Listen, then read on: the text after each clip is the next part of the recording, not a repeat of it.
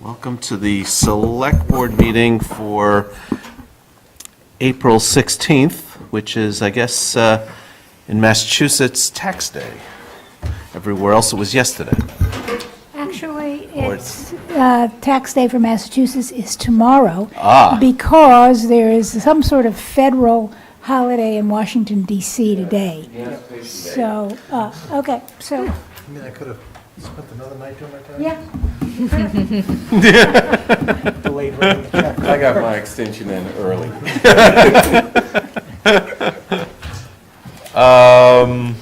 Anyone have any announcements?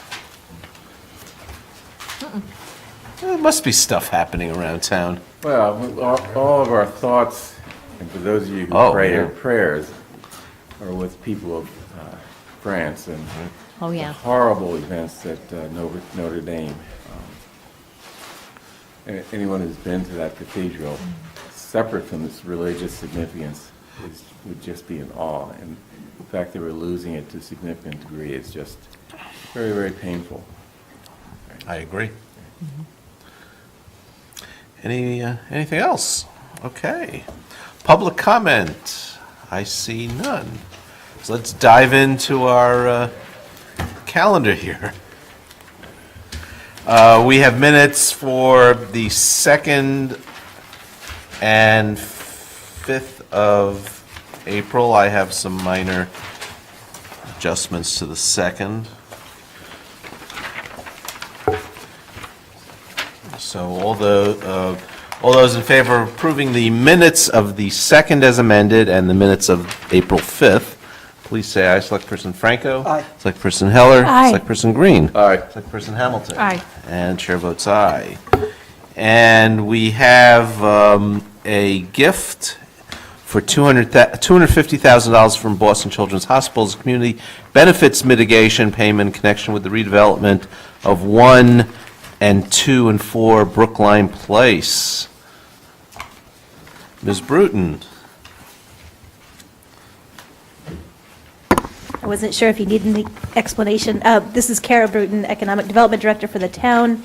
We are asking the Select Board to accept this check as a gift, just to make sure that we're meeting any possible state law, but it is a requirement that we have with Children's Hospital, both in their memorandum of agreement, as well as some other payment requirements with their special permit. This is the 3rd or 4th payment they've made. This one they're paying early. It wasn't due until the end of the year. But they wanted to get some of their liabilities off the books. So So is this the final mitigation payment that was supposed to come at the end of the project?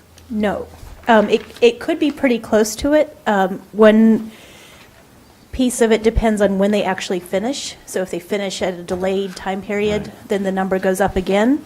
And then also, at the very end, we'll make sure that we have at least 1% of the construction costs less the tenant fit out, and then we subtract all the payments they've made, and then that's the final reconciling. Now, if I recall, we had, when we were negotiating with the Children's, there was a point where we submitted a list of goodies that we wanted them to fund, and they looked at the list and said, well, we'll just give you a check. Is this that check? Yes, so this is the community mitigation.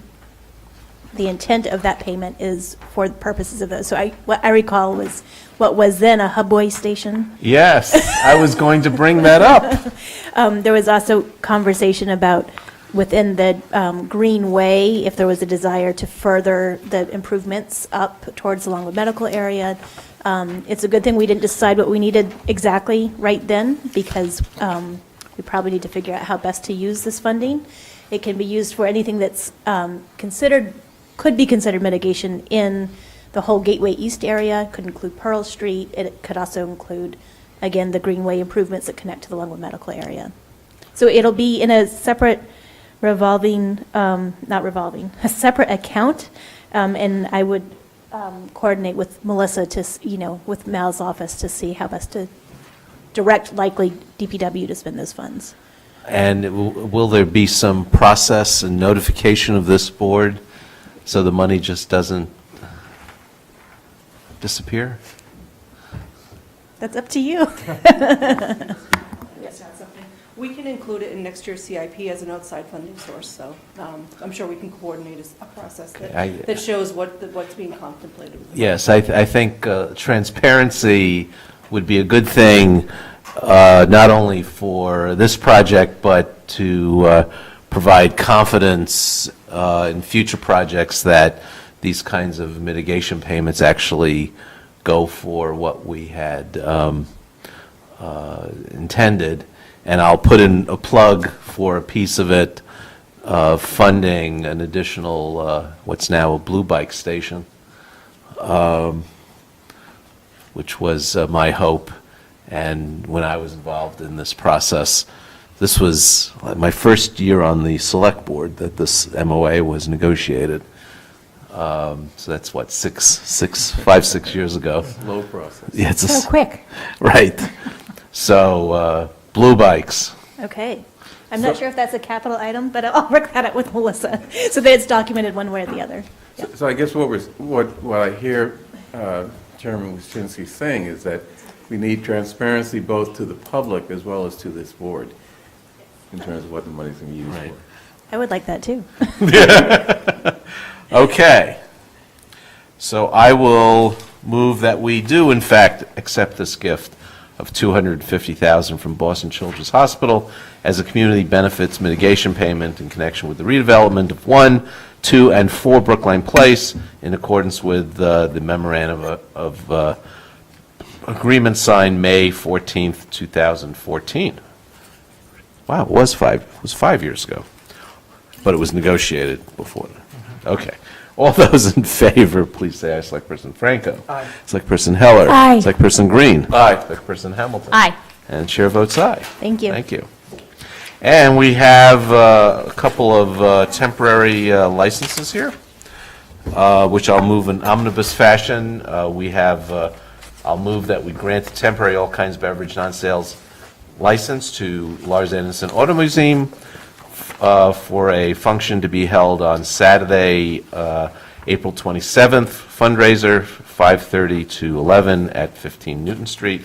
And I'll move that we grant a temporary wine and malt beverage sales license to the Lincoln School on Friday, April 26th, for trivia night from 6 to 11 p.m. at 19 Kennard Road. It's Kennard Road, not Kennard Street, as listed in the agenda. All those in favor, please say aye. Selectperson. Oh, Mr. Chair, I don't see a note from the police department on the Lincoln School PTO event, so I would just condition that license on. Came in late don't then. I didn't see it at my place, so. Other than that, the police department has signed off on everything, so. The version I have at my place said police department Okay, approved. so, other than that, the police department has signed off on everything, so. Okay, all those in favor of the two licenses, please say aye. Selectperson Franco. Aye. Selectperson Heller. Aye. Selectperson Green. Aye. Selectperson Hamilton. Aye. And the chair votes aye. And we have a application for an alternate manager, Stephanie Arango, for Brother Restaurant Corporation, doing business as The Brothers Restaurant, located at 404 Harvard Street. And the paperwork looks in order. Yep, the police department sees no reason to deny the application. Okay, with an alternate manager, we typically don't ask them to appear. We do ask managers to appear. So I'll move that we approve. Can I just make one comment, since it happens to be in my neighborhood, and I go there with some regularity, and it seems well-run, it's clean, the food is good, so I just wanted to... And they have good music on the weekend. I don't go on the weekend, but... The Winokur brothers. Okay, I'll move that we approve the application of alternate manager Stephanie Arango for the Brother Restaurant Corporation, doing business as Brothers Restaurant, located at 404 Harvard Street. All those in favor, please say aye. Selectperson Franco. Aye. Selectperson Heller. Aye. Selectperson Green. Aye. Selectperson Hamilton. Aye. And the chair votes aye. Okay, now we're ready for you, Ms. Jackson.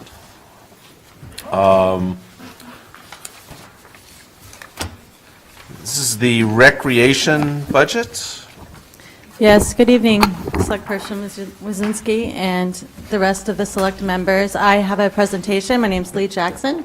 I'm the Acting Director of Recreation, and my presentation tonight is on the budget. Okay, go for it. What I'd like to walk you through is essentially our plans for the FY20 budget, but I do want to start with a brief introduction around some visioning. So, as you all know, Brookline Recreation is charged with serving the community to enhance healthy lifestyle. And we serve the community through exceptional services and programs. For FY20, we will do no different, certainly. Some of the vision plans that we have for FY20 are, we know it's going to be a big transition year for Brookline Recreation. We have several new full-time staff members, and so we'll be transitioning a team. So what we hope to do is to strive to support the staff members and support so they can support excellence in everything that they do. But above and beyond that, we do have three goals that I have for the department in FY20. And I feel like if we complete these three projects, then we'll be serving the community very well. So I want to start with the first project. I see marketing right now at Brookline Recreation as our biggest area of opportunity. We've hired a part-time engagement coordinator in FY19 to help us get to that end. This person will help us with metrics, to update our metrics, and they'll also help us design a strategic marketing plan for the department. So the marketing plan will address reconnecting our residents to the family of options that we offer at Brookline Recreation. As you all know, we offer recreation, education, services, including golf, etc., and it's quite complex. So we'll be looking at reconnecting our residents, and perhaps for our new residents, to all the options that they have at Brookline Recreation, and we'll work to elevate our brand. So connecting the family of options under sometimes one brand is important, but we may look at, for instance, Sewell Early Education to have its own separate brand. We do have 5 key areas for strategy and marketing. And I do have the draft right now of the marketing plan for the department, I'm excited to say. But the 5 key areas of focus for FY20 will be social media, recreation, education, the Brookline community, and special events. So our social media customer engagement strategy will be to grow followers and likes in our community, and we will celebrate our Brookline community partners. That's the first thing I want to do. The second thing I hope to do for FY20 is to implement new customer-centered software. Right now, it is very difficult for a Brookline resident to register for our programs as I see it. I'd like to fix that. So we are looking to bring our software more current and in alignment with our brand.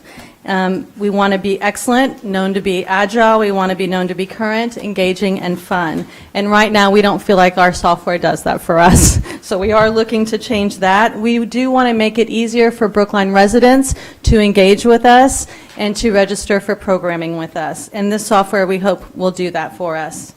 We also need to move the needle a little bit. Right now, we have a goal of 80% online registration. It might take us a couple years, but we hope to get there. Currently, we're sitting at 65% of our current Brookline residents registering over the phone, and only 35% registering online. So I see that as a problem, and one that it's my responsibility and our responsibility to fix. So I hope to do that with a new updated software program that better represents us. Number 3, the third thing I want to do is to really work on deepening our community partnerships. And I'd like to highlight the Senior Center to start. Senior citizens are an important part of what we do. I am wholeheartedly interested in actively pursuing serving our seniors better with programs and services. So right now, we are testing the language of adults to be inclusive of both adults and seniors in our brochures, in our summer brochures.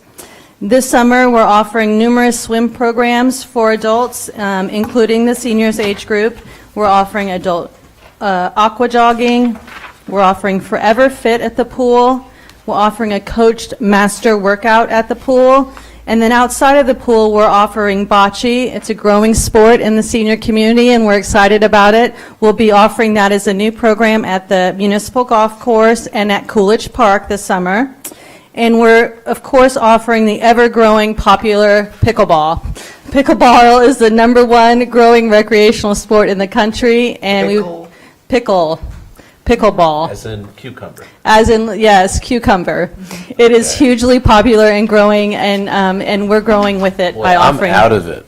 more pickleball. You're not a senior yet. It's a paddle sport, and it's great for seniors and all active adults, actually. And it's kind of a cross between badminton and tennis, so to speak. But it's a paddle it's a little more robust than a tennis racket. And they use a wiffle ball, and they're really tight together. It's Where closer do you together. play it? Well, that's to be determined, all the places that we'll play it, but we're talking about lining new areas. We do have some sites across Brookline right now, but it's in discussion to have more. Okay. Yeah. But I want to say that I think that we can do better with the seniors, and I'm really excited to be part of a plan. So we do hope to add even more programming for seniors later this summer. We're talking about, right now, we have in conversations with the DCR. We're looking to add hiking with the DCR on one of their local properties. We're also hearing from the senior center and that they would like to see local hiking trips here in Brookline and maybe at Lars. So we'll be adding those programs, maybe a paddling class or two. Kayaking seems to be of interest. That's easy for us to do with REI or another vendor. So we will be adding those to our program options list this summer, and folks can see those posting soon on brooklinerec.com. So I hope that we can get to that. I think the conversation needs to go further, though, for the seniors. We will continue to have conversation with Ruth Ann. We're working very closely with her right now. And I've started an initiative with Library Sarah Slyman and Ruth Ann to really come up with a comprehensive list of options for this age group. And I'm really excited about it, and I think they are too. So our first meeting was last week. And our output, hopefully, will be to streamline our services and programs so that we can create a comprehensive list so it's not so hard to find, and so everyone will have an option given what their interests are. So with that, I let you know that I'm committed to this group, and I look forward to continued conversations, so more will come on that. Lastly, I'll mention our other Keystone partners. We'll be deepening our relationships with parks, of course, because we go hand in hand, and also with the schools, because again, we go hand in hand too, and I'm excited about deepening those. So those are my 3 goals for FY20 in the vision, and I wanted you to know about that. But I do want to move on to some of the budget information that you all wanted to hear as well.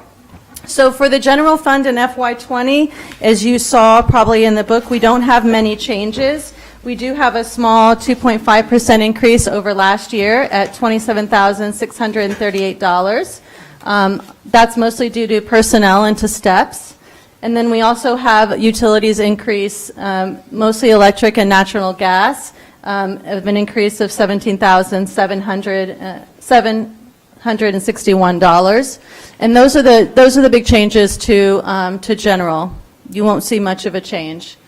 But for the revolving fund, I'd like to discuss some of the high-level changes for our revolving fund for recreation. So the big changes were in payroll, I think. We added 3 new full-time staff to FY20 to expand the Sewell Toddler Program. As you all know, there is limited seating for the toddler program, and we've had a wait list for some time. We've looked into it and found that we could increase our seats for the toddler program, and so we've moved through that process. So this would allow us to add 3 new full-time staff members for the Sewell Center. In FY19, we had a need in operational funds to bring on 1 of those full-time staff members. So in FY20, you'll see all 3 brought in. So that's 1 from FY19 that we already utilized and 2 additional for the expansion program. So that's what you see for the expansion for full-time staff.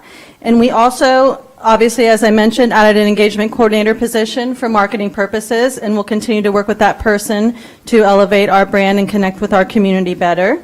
We also had a utilities increase this year over last year in revolving. Utilities have gone up across the board. Our benefits went up approximately $40,000, and that's obviously for the new full-time staff at Sewell, including across the board. And we also have other expenses that have increased over last year. The largest ones really are that we have an auto replacement. We're replacing one of the program vans for Brookline Recreation, and we're adding a new car for the resource manager, who's essentially our ops manager, who travels to all of our facilities and all of our programs and supports the custodial's work, supervises them to some degree, and coaches them on projects, as well as delivers resources to all of our programming when needed. So that's what that person does. And so those are our big changes for FY20 in revolving. I do want to talk about the enterprise fund. It's obvious, it's a hot topic oftentimes, and so it's exciting to bring this to you this evening. So we'll discuss the high-level changes at the enterprise fund with you for a few minutes, and then I'll close with one more slide about our vision at the golf course. So enterprise changes, I want to let you know that for over the past 10 years or so, we've had a lot of deferred maintenance at the golf course, and we're hearing from our Brookline residents that our course is in disrepair. So we want to address that. So we have, with the help of this increased personnel expenses, we're able to meet the needs of the Brookline community and the golfers' expectations. So the biggest change you'll see is in personnel increases. We've added an assistant superintendent at $56,382 to help us better care for this beautiful and treasured space of this property. That person will also help manage the increased fleet. I've learned in my past year that we have added somewhere around 10 to 15 acres to the property in the last 15 or 20 years, and we haven't added any personnel to help care for that property. We've also added machinery to care for that, so this person will help do that. So we're excited about that. We've also added $24,000 in part-time salaries, and that's approximately 3 seasonal staff, and they'll assist in golf course conditions, and they'll be working to add more programming as well, junior programming to be specific. We have seen collective bargaining increase from $11,030 to $14,131. But let's talk about our green fees revenue for a moment. You'll see that as growth for us as well. We plan to see more rounds of golf, I'm excited to say, in FY20. We're planning at least 30,000 rounds at approximately $1 a round, which comes out to the figure that you all see at $34,155. And we're excited about that. Our service fees have increased too. We are asking for another $10,000 for maintenance of the clubhouse curb appeal. The driving range grill area needs some work as well, and there's going to be maintenance and appeal in the front of the clubhouse and in the back of the clubhouse for landscape. And so that $10,000 will address those needs. And again, we're looking to beautify the course and meet the Brookline residents' expectations around our grounds. And so lastly, I'll mention that we have under service fees a technical service increase of $3,200 over FY19, and that's for handicap fees. There's a revenue offset to increase in the tournaments and other programs that we plan to offer. So those are our largest increases for the enterprise fund. I do want to mention to you, and I'll make this brief, I want to mention to you that we do expect to focus on the customer experience in FY20. We're focusing on increasing our target marketing and our community engagement, both on social platforms and by adding community programs for Brookline residents, and we're adding special events too. We hope that this brings a lot more people to the golf course other than just golfers. And so marketing efforts and strategic branding will help us bring more community members to the golf course, but we're sharing ideas right now of community programs and special events, and some of them are pretty exciting. I'll just drop a few here. We are talking about, of course, I mentioned the bocce ball, and we are adding a senior putting course for seniors. We started it last year, we'll continue it this year, but we are thinking of allowing the Nordic skiing program to operate. I don't know if you've heard of it at this level, but it's certainly come up in some of our meetings and my meetings with the commission. We're also looking at doing a family fun night, potentially a movie night, ice cream socials, things that people in the residents can come to that would be easy and fun and a way for them to engage and enjoy the golf course in a new way. And so that's some of the customer experience focus in FY20. And lastly, this is my last slide. I just want to close by saying we're excited about looking forward at Brookline Recreation. We have a lot to offer and we want to do it better. And as I mentioned in programming, we'll continue to strive for excellence in everything that we do. We're looking for new, fresh ideas to ignite the current portfolio of options, and creativity and relevancy for our community is the top of the line for us. We are particularly interested in adding more adult programming and serving our seniors better. So our customer service focus is a special interest of mine. We started with customer service training in FY19, and I'll continue it into FY20. We started with specific customer service training in FY19 and then added diversity training as well. In FY20, we'll focus on another level of diversity training, and we will also add the recreation software to make it easier to engage with us. And so for our community, I want you to know that we are going to focus obviously on the Keystone partners that I mentioned to you above, and it will be focused on park schools, the senior center, and a lot of our community schools that we work to support because they support us in recreation. So that is my brief presentation on the budget this evening. So. Okay. How's the driving range doing? The driving range is doing very well. We estimate about 20,000 more users than last year, over last year, and we are doing really well. We're hitting our targets. And we expect to continue to. I would suggest you show that in your workload, Okay. because it's probably the most major investment that's been made since I've been on the board at the golf course. So probably be a good idea to bring a little sunshine into Into the driving range? how it's doing. Yes, we How are. popular it is. Yeah, it is extremely popular, and I respect that, and I will do that. We are planning some work, too, up at the driving range. We have a project that's not quite finished yet that we're going to finish off, and I think at that point, we may do kind of a wider announcement around the work, around the driving range, and I'll celebrate it there, too. Yeah. Yeah. The Crane pool at the high school, in what way is that self-supporting? It's offset, the cost is offset by all of our programming that we do. So, Does that cover like overhead, administrative overhead? yeah, so the pool budget, the admin for the pool budget is covered in general, and some of the programs and services is covered in the revolving fund. So utilities and the admin staff is in general, Okay. But money coming in from the fees and other things in revolving. covers both revolving and the administrative fund? No, it doesn't program? cover Okay. the whole thing. So it's not fully self-supporting? Right, some of it is in general, yeah. Okay. Right. Also, there's a certain percentage of use by the schools. Oh, yes, absolutely. So, and those programs, not all of those programs pay fees. Oh, no, yes, no, they don't. Many of so thank you very much for that. So many of the programs that the school runs, we do not charge for, right? But we do have programs, most of our programs are for fee for residents. But we don't charge the schools for their current use of either fields and some of the reservations they make through the aquatics area, through Corain. And for folks who can't afford the fees, you have, We do. We have scholarships. We'll never turn anyone down from a Brookline Recreation Program. We offered $150,000 in scholarships last year, and I think we can do better than that. And certainly we'll try to do that, make that change in FY21. We need to do better than that. But still, I'm proud of it.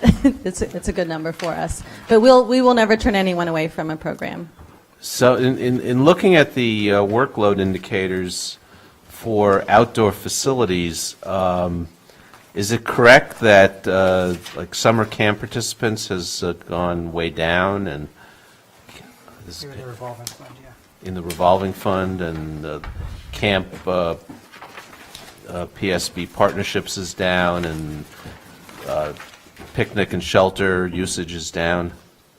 I think that we need to do some work at Recreation on updating the workload indicators, frankly, because these aren't really showing what they need to show for our work. And frankly, some of the software that we're using can't pull accurate numbers for us. So a lot of these are estimates. I would say that when you talk to the staff and you talk to especially the business manager, he would tell you that we're pretty even to last year, and most of the things you mentioned. We saw camp numbers go down ever so slightly last year, I believe, but we're on track now for our target, which is slightly higher than last year. So I would say we're not trending down in all of those Yeah, categories. this is showing you went down 75%, so. Yeah, I think that this is an error.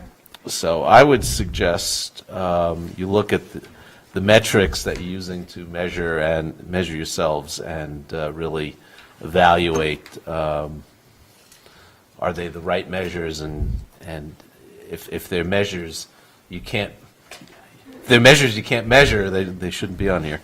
I absolutely agree. The other thing that struck me is the apparent decline in public skating at the skating rink. So I would urge you to take a look at that as well. It Okay. looks like in FY17 there were 10,300, 400-ish people who skated, and then in FY18 it was down to 6,500. So that's a precipitous decline. There was a period, was it last year or the year before, that Thank you, Select Person Franco. the rink was Closed for me. closed. There was some issues with the ice. Yeah, Yes. there was a huge investment in a new cooling system, but Yes. Yeah. Yes, I do believe that was the year that we had some significant weather issues, but I will still look into it. I think it's an important comment, and it's duly noted. Select Person Franco. Anything else?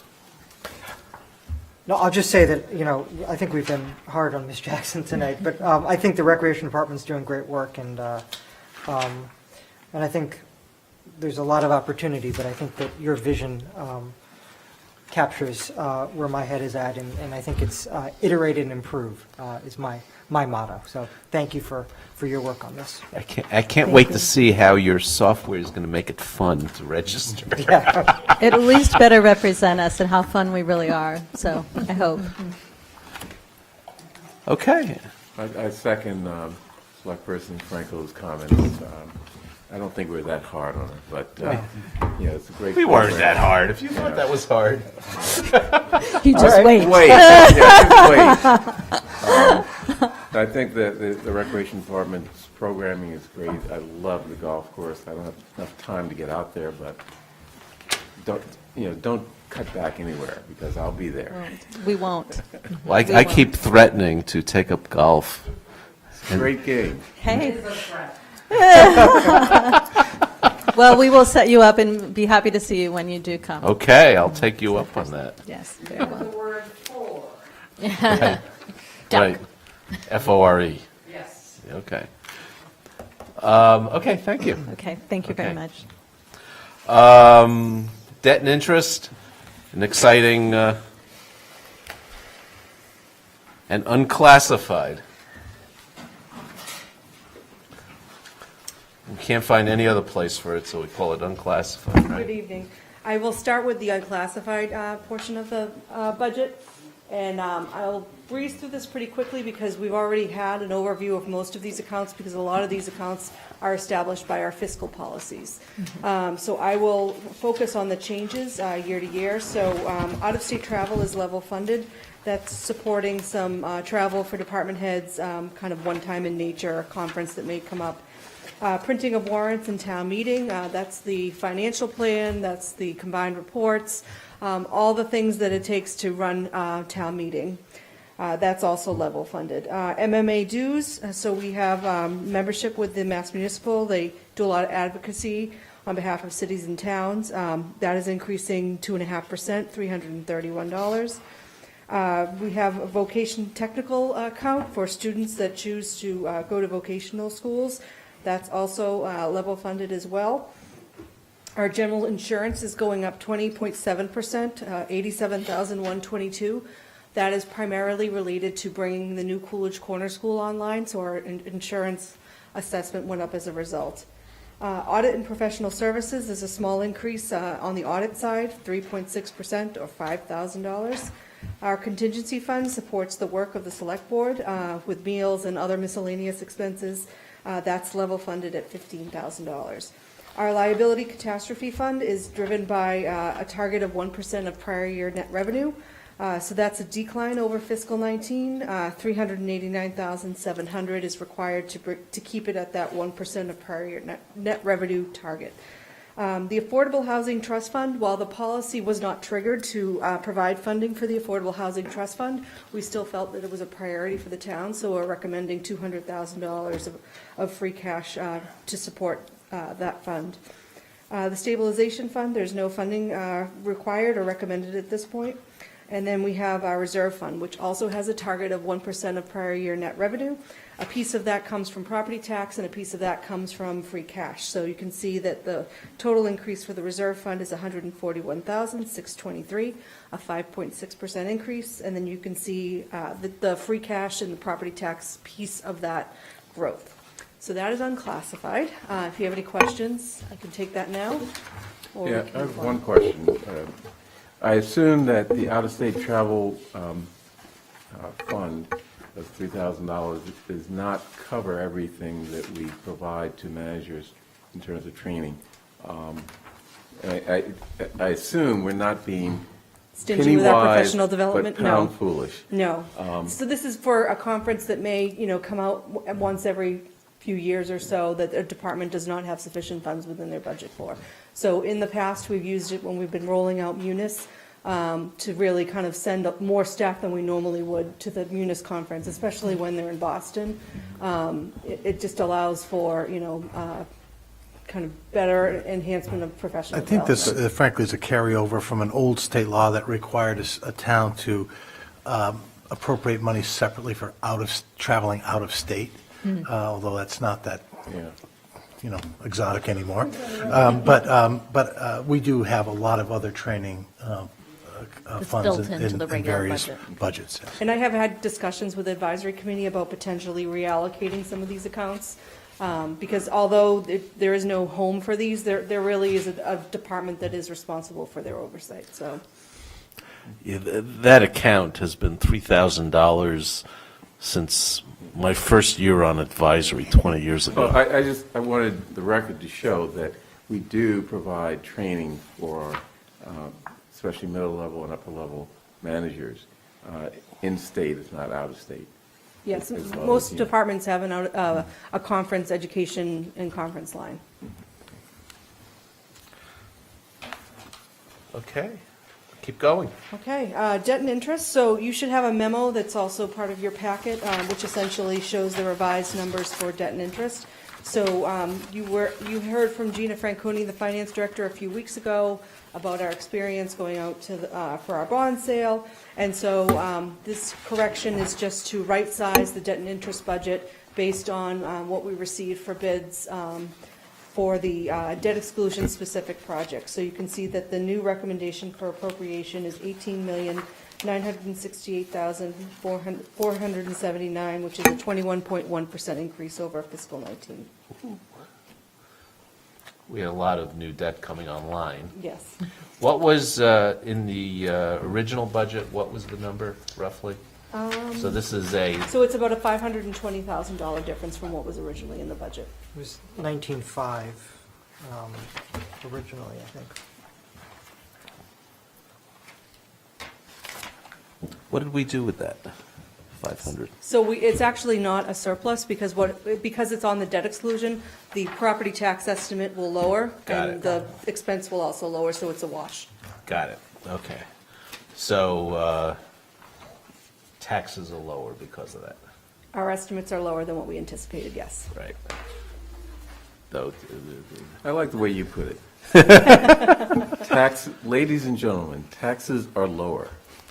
than we expected, not that they're lower. Okay, context is important. This is also, the interest rate assumptions that we carry in the budget they vary from what we actually get going out to market, but we try to be conservative when we set the budget, so. And this we is just truing that up. floated, what, $50 million at how much? Our rate was 2.97, I believe. Yeah. That partially was for the high school and partially for devotion, correct? Correct. Coolidge We had- Corner. Cool, excuse me, wait a minute, come on, I was a parent at that school for many No, years. so there's it's no hard to- excuses. It's hard to Okay, say, it's hard to There's change. no political. But at any rate, Correct. but I want to point out that we did forecast to the public that those bonds, we would be paying approximately the rate of 5%. Because as you Right. say, it's better to err on the side of being conservative and not hitting people over the head with something that they didn't expect. So, but it's also good to recognize that we've saved money and people's taxes are lower as a result of, or at least we have not used up as much of our capacity because we've paid only 2.97% instead of 5%. I would rather present good news than bad news, so. I totally agree with you. Okay. Anything else? Okay, I think, Thank you. have we done all the budgets? So these two components were the last piece. Next week, I will be providing you a summary of where we are relative to the advisory committee, and then also just another quick overview of the CIP. And if they've been doing anything unexpected? So there are some conditions to appropriations that we will need to adjust for, but that's kind of typical for the process. The Council on Aging, I think you heard about their proposal around a house worker at the senior center. And the town administrator and I have been working on a recommendation around the GIC savings that we achieved by getting lower rates in the GIC. Okay, cool. Okay, so we can now move on to warrant articles, and let's very quickly do Article 3. Are you doing that one, Melissa? Are you sure we didn't do that Didn't before? we did that? Yeah, She came because I've done the write-up already, so you can. Yeah, okay, so, yeah, we did that. Fastest warrant article Yeah, hearing ever. okay, now move on to Article 25 and 26. 25 and 26. So we'll consider them together. Ms. Brown, so good to see you. yes, it's been a while. So, thank you for. At least a couple of weeks. Yeah. I know, 'tis the season. I wanted to begin the discussion by saying that Mel and our group have had some conversations about, the import of these warrant articles. And Mel, I don't know if you want to say a little bit about warrant Article 25? or- If you want me to, I can start. So, sure. So Article 25 was actually the funding piece of this, of these two articles, and dealing with the requirement of municipal departments to engage in townwide equity goals and to measure them and to track them for implementation and success. The petition to article talked about $250,000, did not identify a particular source. So obviously, at this point in time in the budget process, that's very difficult. But first, let me say that I am totally in support of this initiative.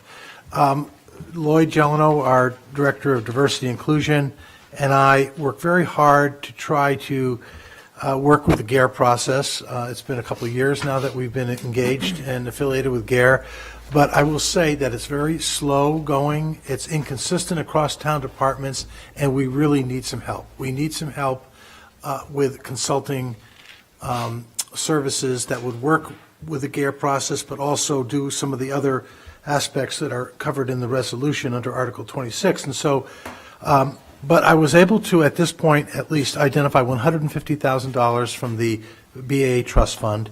The BAA Trust Fund is the accumulated amount of contributions from the Boston Athletic Association for running the marathon through our community, like they did yesterday, which was very successful. But we have accumulated balances in this fund, and we believe it's an appropriate use of these funds and would go a long way towards achieving. Now, it's not $250,000, and we're going to have to see where we are. I'm going to commit to look very hard at the November town meeting if we need a supplemental appropriation. But at this point, we're going to engage with both the petitioners as well as some of the community advocates under GARE to get proposals and see where we're at. Okay. Thank you. Thank you. And I'm going to put a pitch in for Mel being, just right in there and, being on board. That always makes processes like these just move a lot more efficiently. So what I wanted to talk briefly about is just warrant article.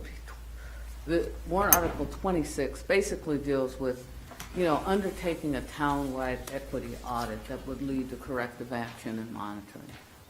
A lot of words, but when you just cut it down to its essence, that's what it is. The goal is to promote equity in activities and programs systemically. To promote equity in activities and programs systemically. And one of the issues I think that most towns have is that, we come up with policies and programs and they're neutral on their face. And then as you start peeling back the layers of different people come into the room, they start highlighting, oh, well, in this particular instance, this impacts me this way. Or, I don't like it for some reason. And the idea is to get somebody that does this for a living that will sit down with our senior-most people who will in turn sit with their folks and actually begin to ask the tough questions. Well, have you looked at this through an equity lens? And, here are the things that you should begin to think about. And so, I think I've mentioned it here before. A few months ago, some community members got together and after people of color came up with a list of issues that we found problematic in town, we actually had a racial justice summit. And as part of that summit, we came up with a variety of issues that if you looked at them on their face, very neutral. And so boards and commissions. But if you look at any equity analysis report, one of the things that they ask you to look at are your boards and commissions. How law enforcement interacts with people, access to economic development opportunities. But again, if you walked in and you looked at these policies and procedures on their face, most likely they're going to appear neutral. I would contend that the audit puts us in a very good position to do what we've otherwise been required to do by law. And when you start looking at, laws like Title VI, which says you won't discriminate against anybody if you take federal money, well, do we have a Title VI report that we've ever done? If we go back and just do a careful analysis of our EEO4 reports, again, what is the outcome and what have we done as a result of that analysis?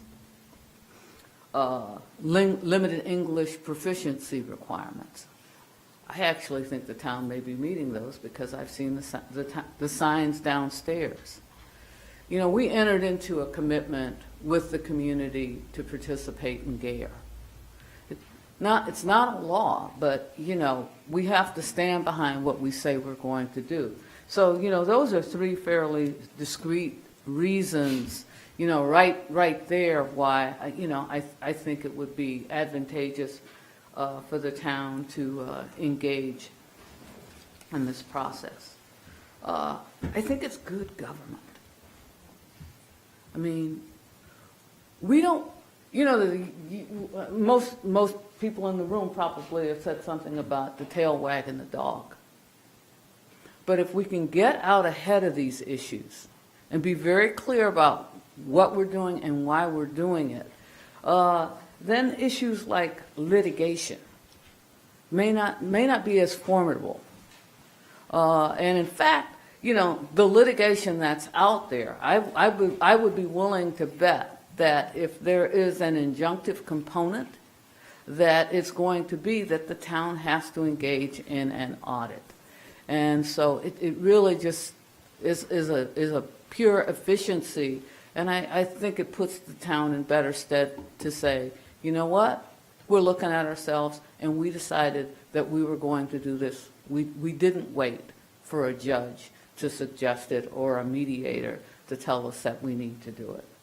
So finally, I think one of the reasons to do it, and maybe I should have started with this, is to make clear, this town's commitment to equity in services, just how we operate. So Susan's going to come up and talk a little bit, and I think the GARE folks may as well, but thank you.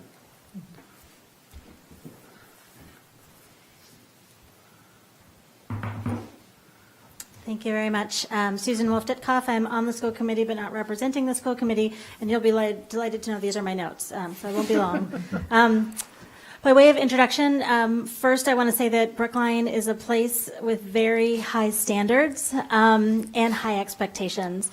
And I can say this as a member of the school committee for the last 11 years. I will also say that at our best, we are a community that is a high support community. At our worst, we are not. But I think that this is one of those examples where we're not where we want to be, but there is a lot of support out there in the community for where we want to go. And I think one thing that's been surprising to me, I've been in town for 19 years. I've never submitted a warrant article. That's not my lane. I'm not on town meeting. I have a different lane. But this is an incredible opportunity to leapfrog and to be somewhere really different 3 years from now or 5 years from now from where we are right now. So I've been incredibly energized by the community support for this warrant article and all the things leading into it. I've also been enormously heartened by our conversations with the town administrator, who has just had such thoughtful approaches to how this might work, and to Dr. Delano, who's had very thoughtful approaches implementing GARE to date. What are some of the things that have worked? Where are some of the places that he would like to go forward? So I just think that's been helpful. It's been incredibly helpful to talk with all of the GARE co-petitioners who are here and part of this conversation as well. So this really is about building on the GARE process and sort of taking it to the next level, because as we all know, without resources, without FTEs, without staff time doing work in between meetings, it's very, very hard for anything to happen with just volunteers.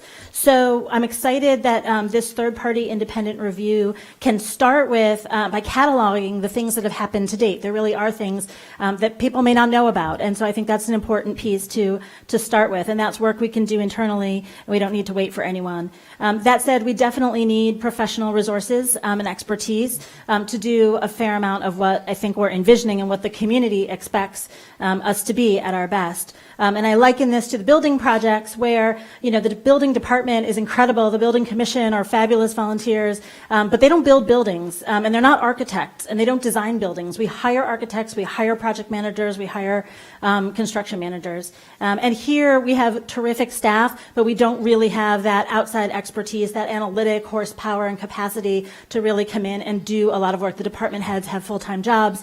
They have a lot to do. So this is really about bringing in some external expertise and analytic capacity to do some of this work.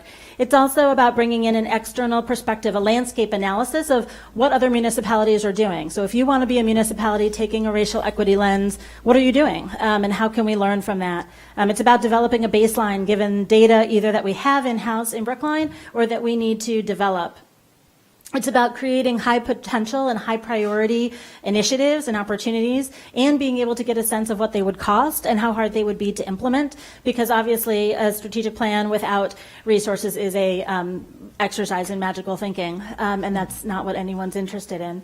So if you'd like, I'm happy to give you some of the things on the school side that we're doing. As you know, you put on the ballot last year additional funds for restorative justice, for Senior Director of Equity on the school side. And if you'd like, in Q&A, I'm very happy to give you a sense of the 5, 6, 7 things that we're doing on the school side. That said, there's a lot of interest in this process as well. And, happy to be as helpful as possible, either as a resident or in the school committee capacity. But thank you very much. And thank you again to the town administrator and to Dr. Delano for working with us on this. Sure, thank you. Steve? Come. So our vast TV audience can hear your question. This is lighthearted. I don't know what to call you guys. Are you members of the select board members, or are you selectors? You can call me Bernard. Okay. But if I'm writing an official paper, The first two. Any of those except Selector. okay. Don't forget Well, there was a good Selectron. ska group in England called the I like Selectors. Select Woman, thank you. Okay. So thank you For for allowing me to Selectron. speak.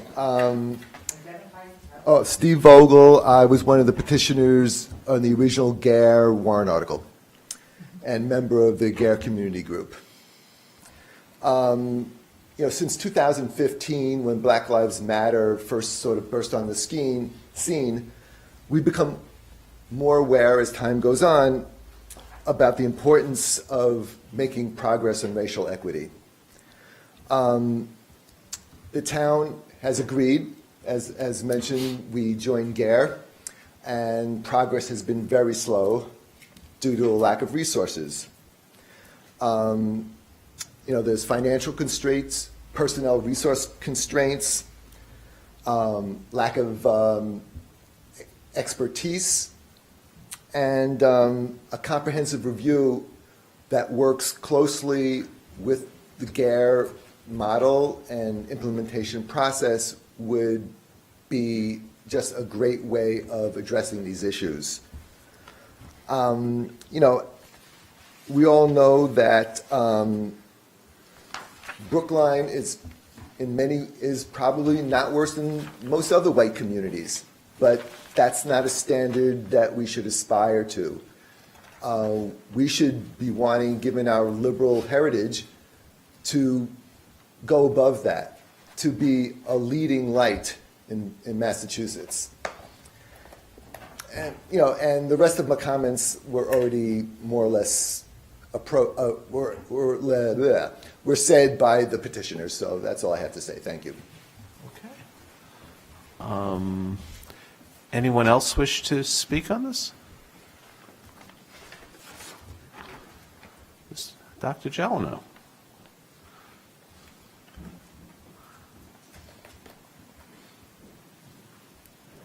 Good evening, Lloyd Gelano, Office of Diversity, Inclusion, and Community Relations. I just want to start right from the start that this is a good, healthy process that we're going through. I think there are a lot of people in this room and out in the community who would like to see us advance in our race equity work here in Brookline.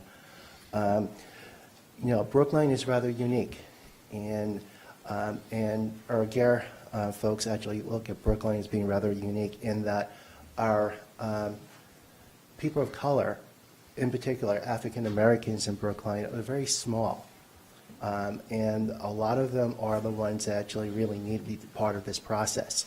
They're the ones that are going to tell us, hey, maybe we should be looking at it, doing it this way rather than that way. So my point is, I think it's really important that we do have an outside consultant come in. I do think they'll help jumpstart this whole process, but I want to make it clear that I do think the community needs to be involved with that process. So when we meet with department heads or whatever the consultant suggests that we do, that we are out in the community letting those folks know what we're doing and getting their feedback and modifying our plans as such. It's the GARE way, and I'm totally committed to it. And I do agree we're slow in getting it moving, but I do believe that it's the way to go, and I think everyone in the long run will be better off with that. So we've identified a funding source, $150,000 to start. So assuming this all passes, what's the next step? What's going to happen? Right now, I'm actually looking at consultants. I do believe some of the community members have additional consultants that we're going to review.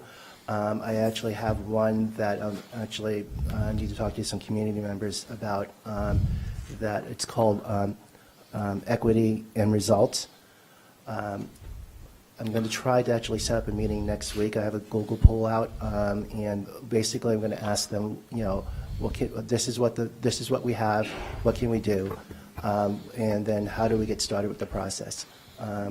So basically just looking at the different consultants that are out there and see which ones matches up with our needs. So do you see, is there going to be an RFP or a scope of, some kind of scope of work document? The answer to that is yes. My research, though, suggests that a lot of consultants don't like RFPs. I don't know how we're going to jump over that hurdle, but yeah, I've been looking at, it's called Fake Equity. It's a web page that actually tells you the do's and don'ts when hiring race equity consultants. And one of the things they said that they don't like RFPs. I'm going to look more into that, but my discussions with the GARA folks, when I brought this up to their attention, and they said, no, people are expecting it. So I'm just going to let you know that's out there. And don't we have an obligation as a town? Yeah, that's the thing I So, I told mean, it the GARA doesn't folks. matter what they want. Right, it's an obligation that we have. Anything over 5,000, we need to. So I heard some of our delay has been due to lack of resources, both financial and maybe skill set. So we sort of dealt with the financial here, at least partially. Can you give me a sense of what the consultant's skill set is beyond being dedicated to this work? What are they going to bring to us that we don't have today? First of all, there's their institutional knowledge of working with different municipalities. They have a better understanding of what some of the barriers are. They can actually share with us, if we want to do this, what are the ramifications of if we go and proceed and do something. They also have the ability to set up the matrix. People use the word scorecard, but actually that's part of the matrix, the sort of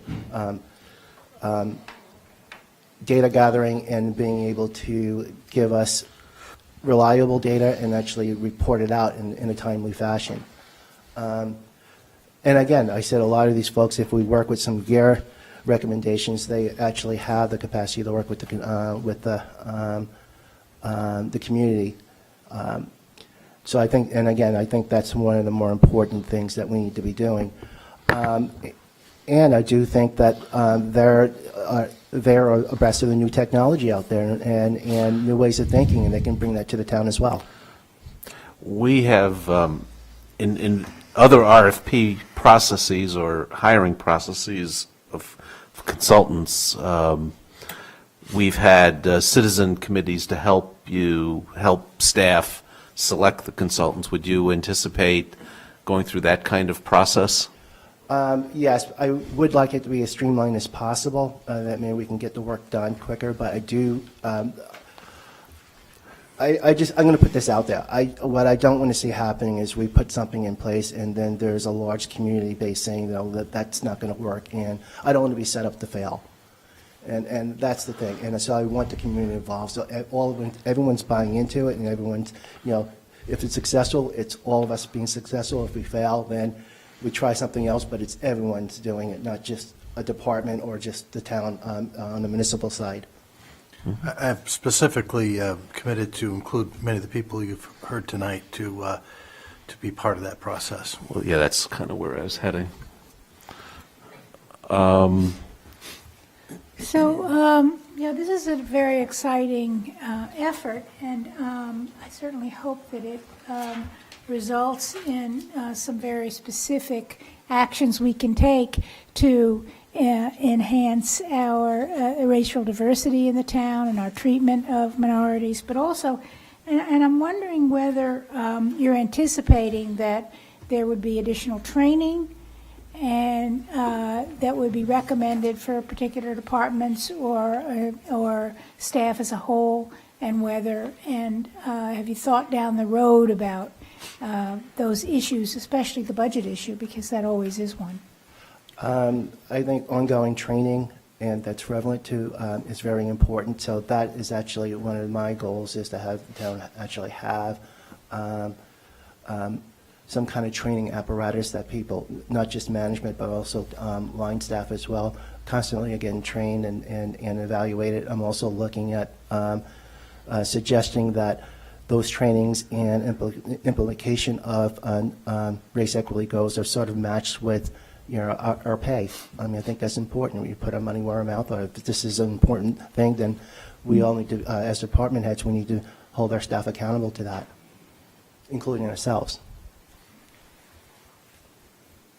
One of the things that caught my attention in the warrant article is this interim report by November of 2019. So maybe this is a question for the petitioners. What's the vision that for that report? What is it going to include, given that this $150,000 isn't going to be available until after July 1? We're still working on a scope of work here. So what are we going to get in November? I think Susan had an idea. I'll let you guys fight over who's gonna- You can tell me if I'm wrong. I personally think that's enough time for us to actually have a course of action, meaning that each department should have an understanding at that point in time of what needs to be done. And we're not talking really lofty goals, maybe. We're talking about just basic setting databases in place and setting up small goals for each department. I think that's doable within November. And with the consultants, it should happen faster than that, actually. Yeah, no, I 100% agree with Dr. Delano. The other thing I would say is I'm not exactly sure when the funds are available. Is it July 1, or are they available? Not necessarily. This is independent of, the trust fund does not require town meeting approval or appropriation. So I really think the funding is there. So it actually involves select board approval, but, I think the funding is there. Right. So we can get going now. You can, and so if, for example, you were to give a green light of some sort and there were positive noises from others, you can imagine that there's quite a lot of time between now and November. And I think the notion of November was that it does not need to be the final report with a bow on it, but if we were not able collectively to identify the direction that this was headed in by November, it would be nearly impossible, if not impossible, to bake anything into the FY21 budget cycle for the winter. And so I think there was a lot of, having been through this as the Finance Committee Chair on the other side of the House, I just recognize how difficult these things are the machinery needs some time. So I just appreciate Dr. Delano's point. The only other thing I would say is that in addition to training, there may be other things. So on the school department side, Dr. Cleese Warnham, who is our Senior Director of Equity, has put together a program for paraprofessionals of color who either have teaching licenses or are interested in getting teaching licenses. And because we do have more paraprofessionals of color than Unit A, teachers of color, and laddering them into Unit A positions, which are much better paid and are full-time. They're not hourly, they're salaried. And so there's a variety of things that go into a program like that, which both require some expertise, but also require some funds and some time and effort to set that up. Similarly, while she is doing training, there's also some curriculum reviews going on. So for example, when we did Indigenous Peoples Day here as a town, we then did a curriculum review that required additional materials, staff training, different things that we were doing in our classrooms. So again, it might be training, but it might also be other pieces of the puzzle. Minority women business programs, we talk about this a lot on our building committee. Procurement for municipalities is complicated, so how do you set up a program like that? Anyway, not all this is going to be figured out in November, but if we don't have at least a vision of here's the set of specific things that we'd be looking at, it's really hard. So I think that's the notion of November. Is that fair? So from here, I'm sorry, I'd just like to add, I just want to say, too, that a lot of the stuff that we're going to be probably getting from the consultant, we're actually doing already in some ways. And it's more of in a hodgepodge type of way. It's not under one umbrella. And I think that's part of the thing is like having an understanding of putting it into a structure. That way we can all see where we're going and not working against each other and I think that's really important that the consultant coming in can actually tell us what we're actually doing right as well as what we need to be working on. One of the things, I actually took a stab at a scope of work, and it's kind of a backbreaker. And the one thing that I would say is that it is not for the faint of heart. You know, I think somebody said and I was a political science major, so I didn't take offense. But this is not work that a political scientist is going to be able to do. You need somebody with some quantitative skills to be able to pull this off. And the preliminary scope of work sort of leads us in that direction, because it's really it's the data that's going to tell us whether we're functioning at the highest level possible. Nancy, you mentioned training. One of the things that has struck me is, we need policies. I mean, they need to be in writing. After you do that lens, then somebody's got to sit down in that particular department and then also think about, well, what's the overlap with another department? And what are the costs associated with it? And so there's actually potentially some sort of cost-benefit analysis. And again, I just say that because it's hard. It's going to be hard doing some of this preliminary work. And, $150,000 will get us started. I think, there'll be some information by November. And hopefully, what we will have achieved, and this is sort of my hope, is that the department heads will be in a room talking about, what equity means to them and how they perceive it in the context of their programs. Not some abstraction out there, but actually being able to bring it in and say, oh, well, if I'm Parks and Recreation, I've got this beautiful golf course. Should I be giving more free golf lessons to kids? Because there's a clear income demarcation between the kids that play golf or don't play golf. Or do we enhance some other aspect of a Parks and Recreation program? But to have people actually ask the question, when I go through this with a racial equity lens, what is it I'm seeing? What is it that I want to see? And that's hard, because I guarantee you that probably the first few sessions people are going to, and I've heard this because I worked on a lot of environmental justice issues, is, I'm not a racist. And so we spend a fair amount of time convincing people that it's not about, you being a racist. It's about looking at the work that you do through a slightly different lens. It's really about enhancing your work. And something that I said to Mel was, and it's going to be fun. I mean, it really kind of, you could look through a kaleidoscope, all of a sudden the work takes on these different hues and colors and facets. But I think that it actually can be a very dynamic and engaging enterprise that has some very profound outcomes. And I mean that in a, management sense that we can all benefit from. Mr. Sandman, I see you chomping at the bit. Always chomping at the bit. Mike Sandman, town meeting member, Precinct 3 and Advisory Committee, and one of the co-petitioners here. So let me preface my remarks by saying that for 25 years I was a consultant. And I was always amused by the joke about, how is a consultant? The consultant is somebody you ask a question of, and you ask them what time it is, they take your watch, they tell you what time it is, and they keep the watch.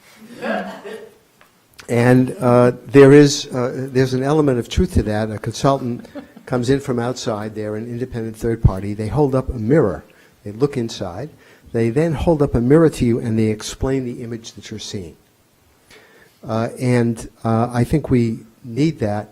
I think a third party doing a survey, for example, of town employees and their attitudes is much, much more effective than the town trying to do it itself. And a third party interpreting those results, holding up the mirror to us, telling us what it says, and then after training, after sessions where the department heads get together, after sessions where employees get together and talk about what we're trying to accomplish and what might need to be different in that image, do another survey and come back and let's see how effective this has been. What is the consequence? What do we actually manage to accomplish? So that from my perspective, that 25 years of experience, is what somebody outside can contribute. And, what we're talking about is not an insubstantial amount of money, but there are two costs that we have had to pay in this town as a consequence of complaints by minority employees. One of those costs obviously is a monetary one, but we've had the employees themselves and a great many townspeople undergoing a very upsetting process. Certainly the employees themselves paid a far higher price than any of us as individuals or as a town, but we'd like to avoid that in the future, and if we possibly can do that, that would be great. I'll give you one more comment about an outside party. Yesterday I had baseball tickets. The game was at 11 o'clock. I walked along Beacon Street from Kent Street to the Boston line and then to Fenway Park. And along the way there were multiple police officers stationed, and of the first 5 police officers, 3 of them were African Americans, 2 of them were women, Brookline police officers. And I know that they will respond differently to somebody from outside asking them questions than they will to their own superior officers. That's just the way it is. And there's an enormous value in looking outside for that help. Ms. Frawley. Hi, Regina Frawley, Precinct 16, just in defense of political science. I have to do it. I don't know where she went, but I went to the Fletcher School of Law and Diplomacy. We considered ourselves as well social scientists, and we study statistics and analysis. So that's my defense. Thank you. Okay. Noted. Select Person Green. Yeah. I'd like to follow up on Select Person Franco's comments. In a previous iteration of my life, I did some procurements of consultants. And looking at a deadline of November for a report, 7 months away, I sort of think that that's a little aggressive. So my question is there a timeline for getting from here to there? For example, when is the RFP going to be prepared? When is it going to be posted? When is the consultant going to be brought up to speed on what we want out of them? And then how do we deal with the summer? So, I mean, if there's no timeline along those lines, I'd suggest that one be put together really quickly. And it may be that we would need to adjust when a significant report is made available. I mean, there could be a preliminary report that says, where we're going in the future. But for any significant report that's going to be useful for the town, we may have to go, quite a ways beyond November. To the mechanics of the articles, has advisory taken it up yet? Thursday. And is that the subcommittee?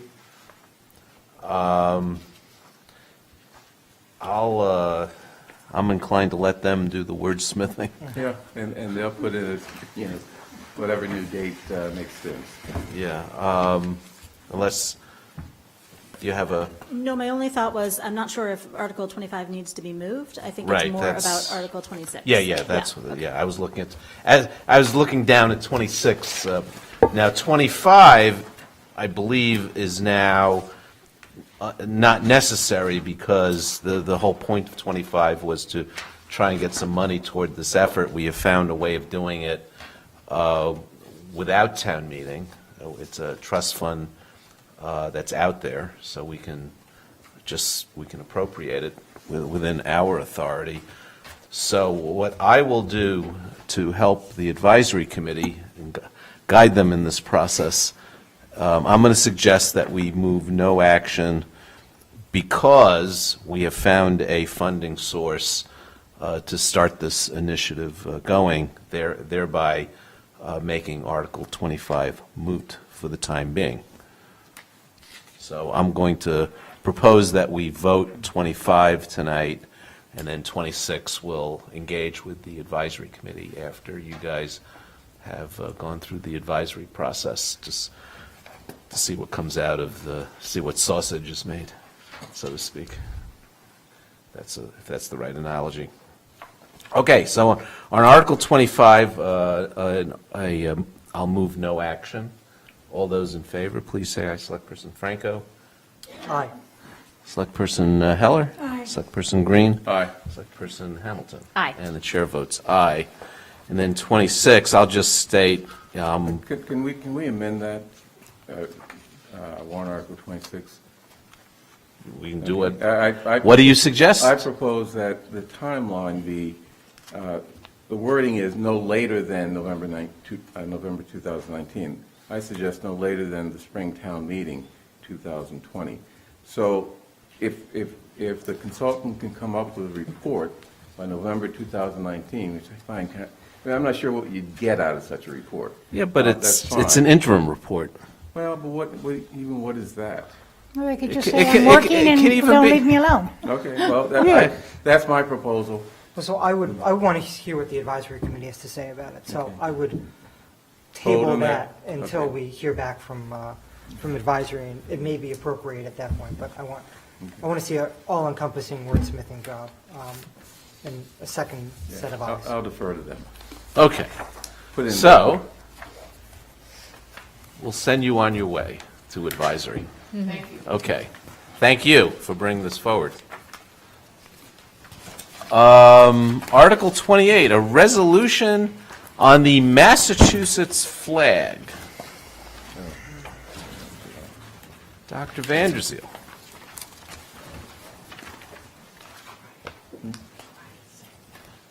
We're probably running about a half hour behind. Yeah, a little more. Yeah, I estimate we're running about 45 minutes late, unfortunately. This was a tough agenda to time out. Okay. So I'm Kaya Vanderzeel, town meeting member from Precinct 15, and a petitioner on warrant Article 28, which is a resolution in support of changing the flag and seal of the Commonwealth of Massachusetts. So you have all the whereas clauses and everything.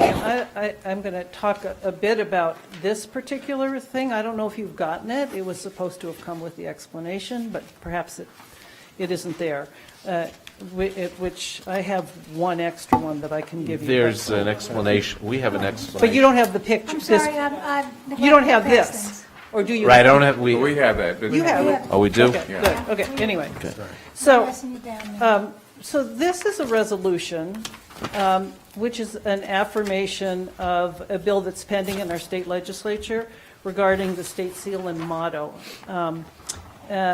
The legislation is already sponsored by two of our state representatives, sponsored by Nika Elogardo and co-sponsored by Tommy Vitolo.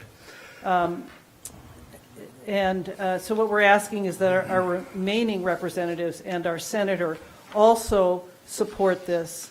They no longer can co-sponsor because it's past the deadline, and that they vote in favor of it, and that if it passes the state legislature, that Governor Baker actually signs it. This particular warrant article, in one form or another, has been filed 17 times in the past 34 years, and that they get filed every other year, always by Byron Rushing. Never made it out of committee in the past. It has much more support in the legislature now than it had before. There are about, to my last count, something like 35 legislators who have come out as co-sponsors or in support of this. So we hope this year that will propel things forward and get this passed and on the governor's desk. There are other bills in the general court that relate to issues that have been deemed important by the Native American community.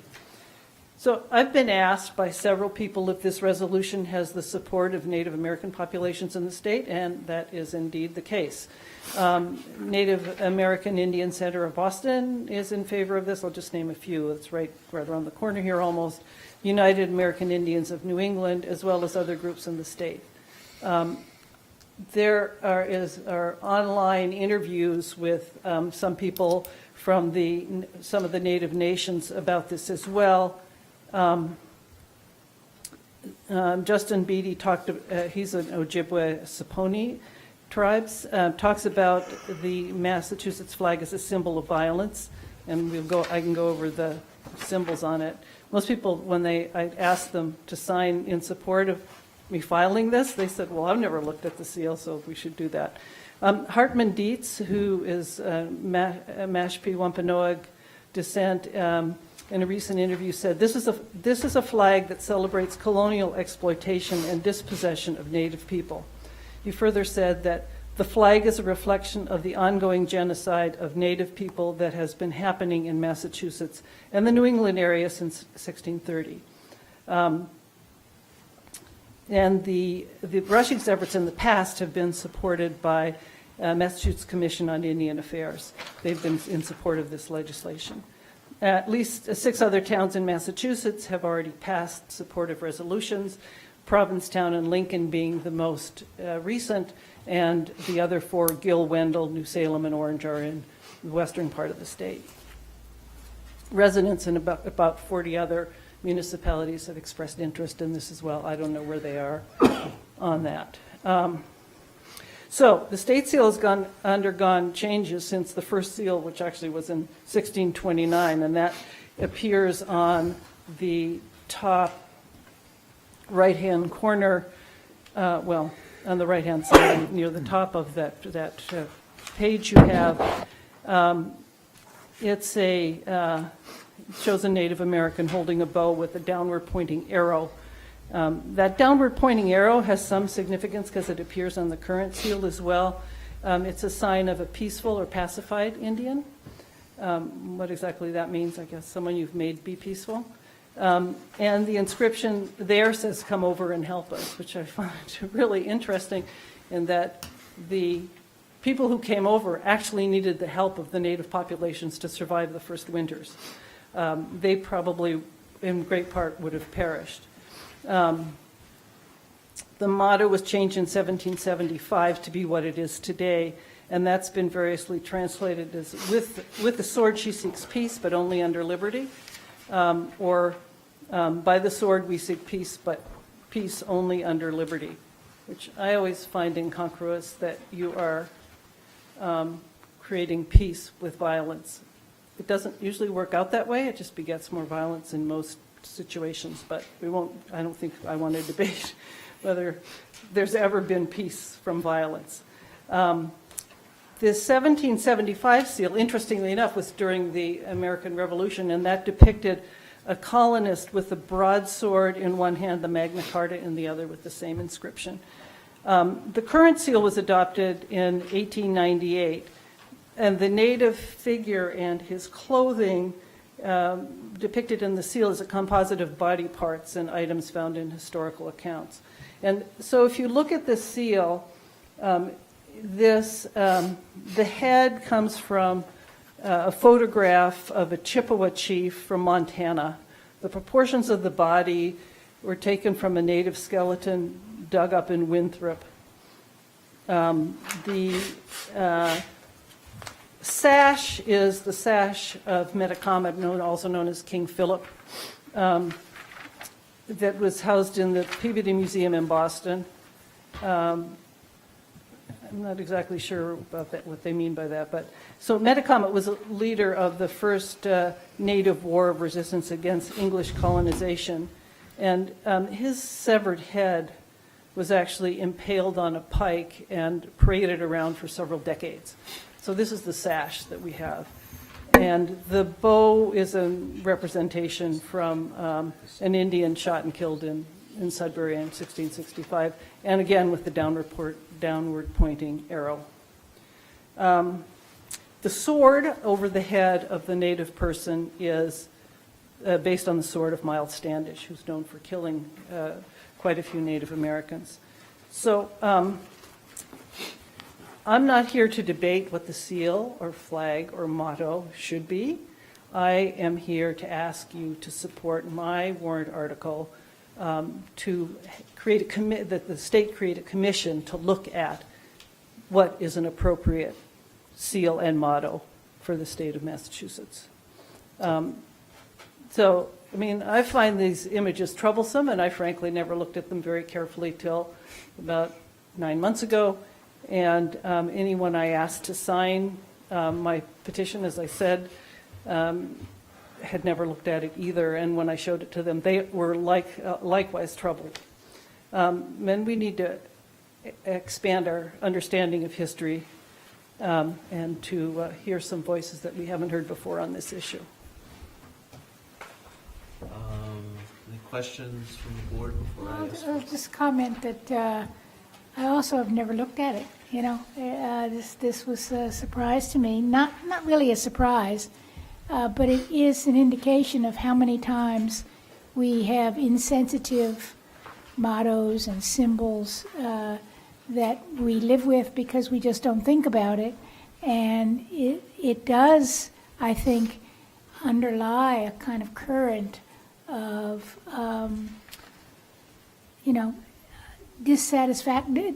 discrimination, really, against, and keeping a fiction alive about a history that we should really be ashamed of, and not thinking that it's so great. So I have no problem supporting. I'm a little nervous about what the commission is going to come up with, but I think it's better than leaving it the way it is. Well, the legislation has a recommendation of who should be on the commission as well. So you should have that as well. Select Person Green? Yeah, no, I agree with you in your presentation. You know, symbols, not only is the image troublesome, but it's a symbol that's intended to be a story. And, you know, many times we look at, seals and other things, or even paintings, and don't see that they're really intended to tell a story. And the way you've laid out the story of this seal is quite shocking. And I guess, me, like most people, never paid any attention to the seal and tried to understand what the story that they're trying to tell is. But It's a fictionalized version of what really happened. right, and what should happen, and and justification for what happened. Right. Is there anyone who wishes to speak on this? Mr. Sandman? Can I just say one thing before he speaks? So I just was heard by his committee, and they have a substitute motion that I don't think I can support. Okay, But he can explain that to me. okay, and I'm sure But he will. it was just presented to me. Okay. Mr. Sandman? Mike Sandman, Town Meeting Member, Precinct 3, and Advisory Committee, Chair of the Advisory Subcommittee that reviewed this warrant article, and so it has not yet gone to the Advisory Committee, but I thought as long as you were having this hearing, I would stay and give you thank the you. wisdom of the subcommittee, such as it is. So we had a discussion, we had one of my colleagues on the subcommittee drafted a substitute resolution that removes the first 6 whereases, leaves the last 2 whereases in place, and substitutes a different resolved clause. I'm happy to, and then adds 3 other whereas clauses, considerably shorter. I'm not sure that you want me to read this What's whole the thing. gist of the resolved? Okay, sure. So the gist of the resolved is to focus on supporting a resolution supporting the establishment of a commission with no reference to specific historic dates, but in an effort to make the entire thing much shorter and much more direct. Okay. Okay.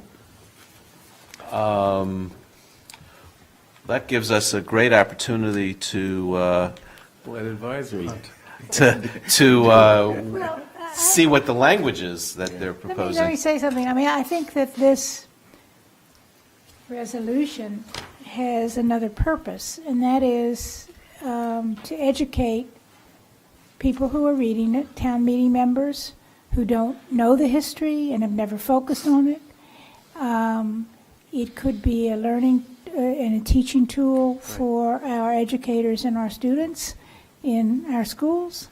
And so, in that sense, I would hate to see us lose this opportunity to enhance people's understanding of what went on. It's a question, I'm sympathetic to the point, absolutely, it's an apt point.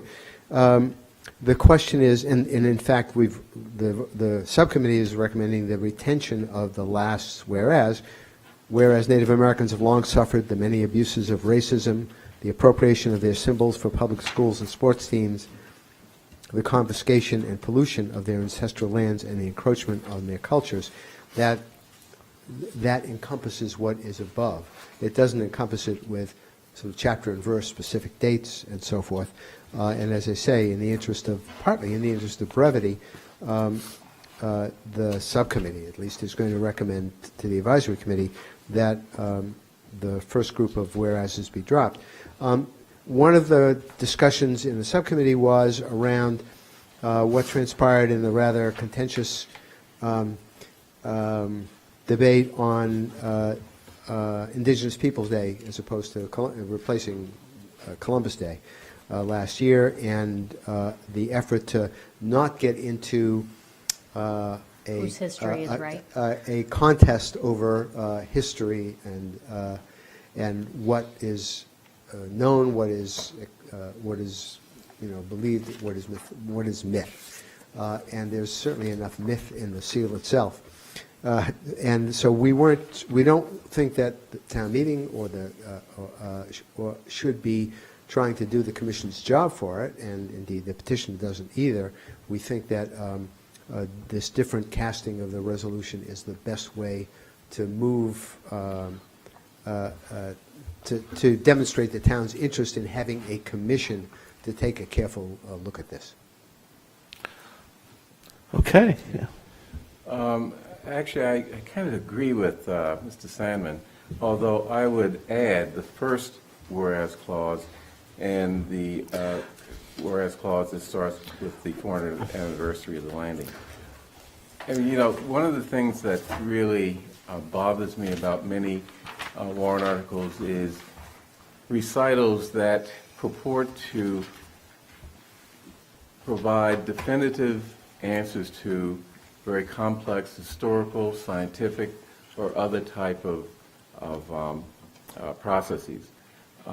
So taking out what the subcommittee suggested taking out, I think avoids that and doesn't take away from the real thrust of this article, and the resolution, which I think is very important and would get great the support of Brookline would be a useful thing for that effort in the legislature. Okay, so why don't we see what comes out of the advisory process? Yeah, I just want to say that I'm not inclined to support what Mr. Okay. Sandman just brought for you. I think I You've said said that that, before. And I think these particular things are not particularly disputable historical facts, and they add to the as examples of what actually happened. Okay, thank you. Anyone else wish to speak on this? Okay, so we'll hold up. Lloyd? I won't, Lloyd Jelena, Office of Diversity, Inclusion, and Community Relations. I won't go into the details. I think everyone explained where we're going with this warrant. But I just want to say I'm in support of the warrant as is. I do think that if it does bring debate in town meeting, I think that's an important process that we need to go through. And so with that being said, the office is supportive of this warrant as is. Okay, thank you. Okay, we have warrant article 29 has been asked to be postponed, so I think we're ready to go into our grant of location. And this is N-Star for grant of location. This is a public hearing. This is Brookline Avenue for about near the intersection of Washington Street for about 30 feet for new service to 1 Brookline Place. Howdy. Good evening. My name is Renee Banks Clark. I'm a right-of-way agent here to represent N-Star Electric, doing business as Eversource Energy. We request permission to install 30 feet of conduit in Brookline Avenue at the intersection of Washington Street. This is work to provide electric service for Children's Hospital at 1 Brookline Place. Okay, so there's no road closures, no parking restrictions, no access restrictions, no service interruptions. How long do you anticipate the work taking? It's only 30 feet. Yeah. A couple of days? Yeah, a couple of days at the most. Are you tearing up the road? Yes, to install the conduit. Okay, so you're tearing up the road, and the question always comes up in these situations is there leaking gas? And have you coordinated, have you talked to National Grid about that issue? And have you coordinated with them to, if there is leaking gas, that we don't want our streets torn up, every other day, or just every other time, first for a leak, and then, a month later for electric, and then we want it all coordinated at the same time. So the question is, did you contact National Grid, and did you find out how to coordinate with them on this issue? We actually have a gas leak investigation form that's been completed and submitted. It's page 85. Okay? No, 92, page 92. You're looking at Lennox Street. Oh, okay. Page 92? Yes. 2 pages.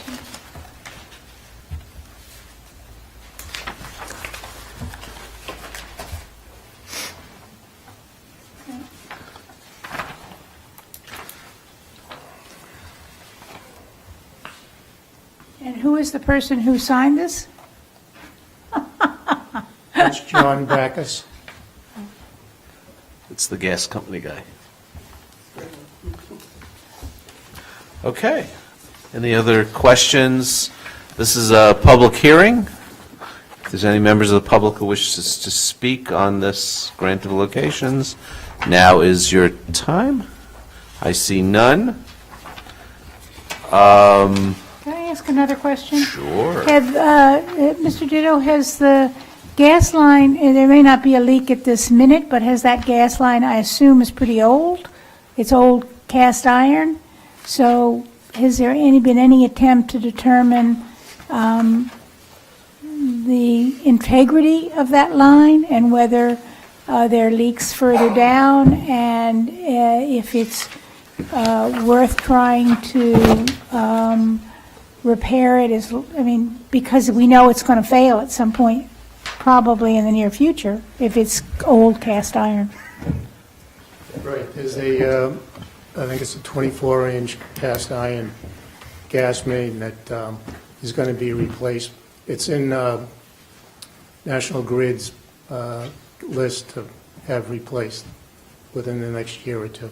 That's separate from this request. That's separate So from the this. street's going to be torn up now, and then in a year, it's going to be torn up again. Well, this is all happening within Gateway East, so we're trying to get these fixes done before we start excavating for the Gateway East project. I mean, it troubles me that there's not more coordination, I guess is what I would say.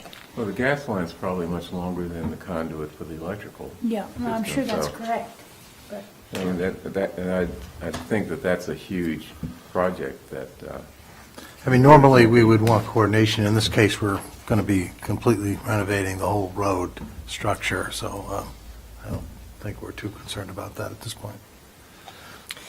So I'm looking at the engineering plan here, and I learned an interesting thing, that there's buried tracks underneath Brookline Avenue, which is interesting. But I'm wondering, Mr. Ditto, how the sort of turn from Brookline Avenue onto what I think is Washington Street there is going to be navigated. It looks like the trench is going to go straight across that right-hand turn lane.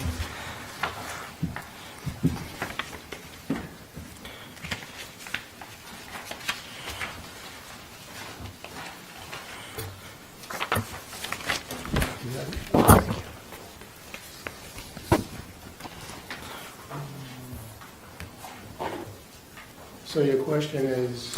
So if you're going southbound on Brookline Avenue, there's a sort of a traffic island there that separates a right turn lane which leads to the westbound travel lane on Boylston Street, and then you can proceed straight into what is into a residential building, or turn left and go eastbound on Boylston. I'm just wondering if I'm reading this plan correctly, how cars are going to be able to make that right turn when presumably there's going to be a trench going straight across from manhole 28358 to 1 Brookline Place. What's the traffic plan going to be? So, the good thing is it's only 30 feet.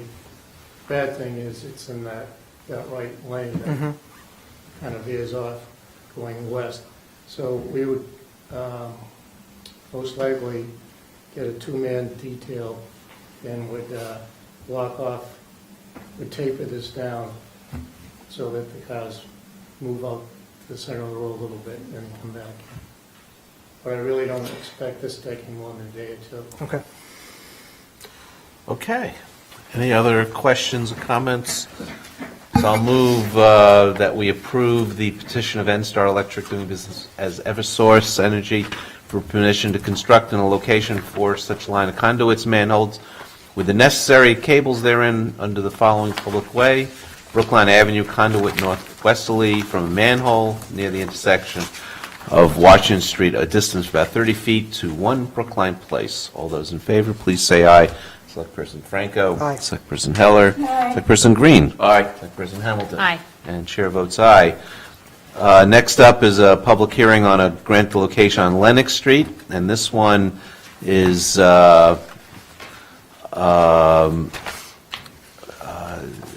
near Lennox at Essex for 413 feet to 10 Lennox Street. Do I have to introduce myself again? No, That would be for Boston University Child Care Center at 10 Lennox Street. They're renovating the building there. And they don't have enough of the electricity in the ground, in the area, so they have to install a manhole so that they can provide the electricity they need, as well as the conduits down the length of the street. so this one too looks like it's daytime work, no closures.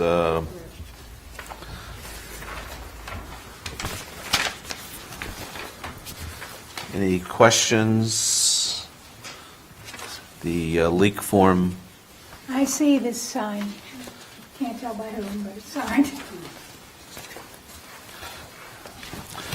But again, I would ask whether there's any plan to update the gas main in this street.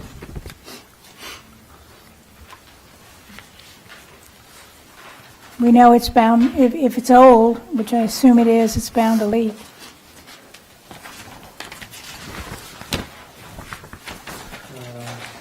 It's a 16-inch gas line on that. And I see a 3-inch gas line, so I presume one is high pressure, the other is low pressure.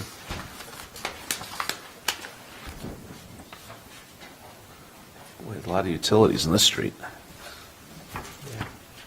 By the way, am I missing something? It says that there's a gas leak plan attached, but it's not attached to our materials. Is that something we should have had? That's the certification form. Yeah.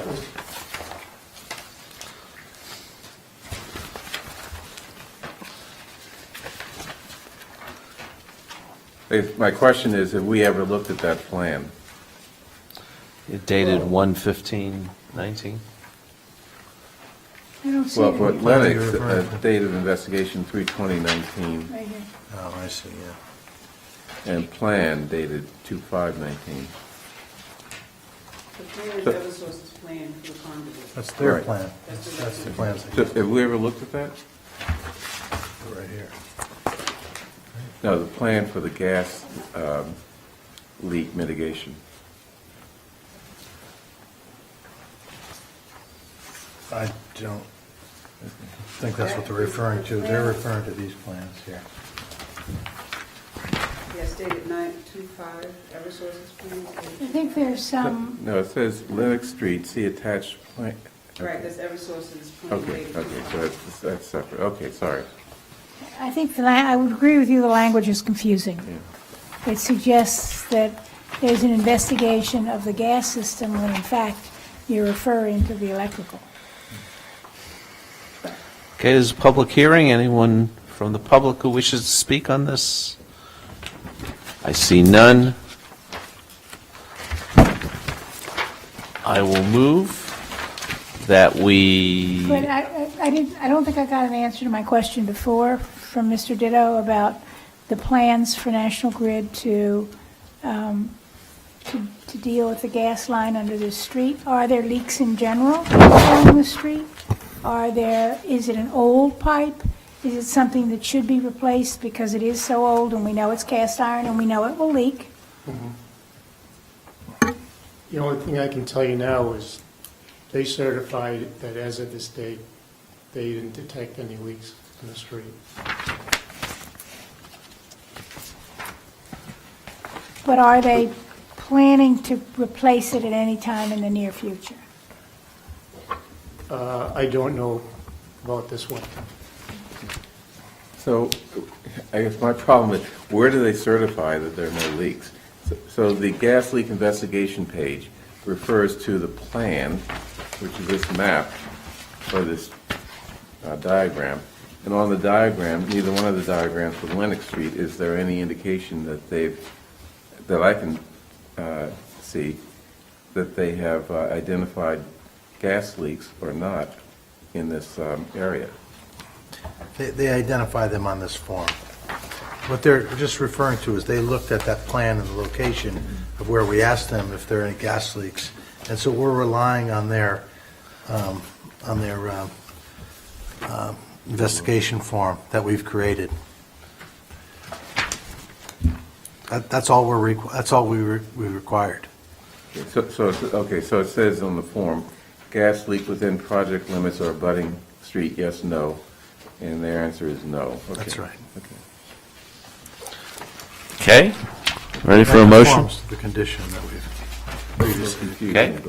I will move that we approve the petition of NSTAR Electric Company doing business as Eversource for permission to construct in a location for such a line of conduits and manholes with the necessary cables therein under the following public way. Lennox Street, conduit easterly from manhole at the intersection of Essex Street, a distance of about 413 feet to 10 Lennox Street.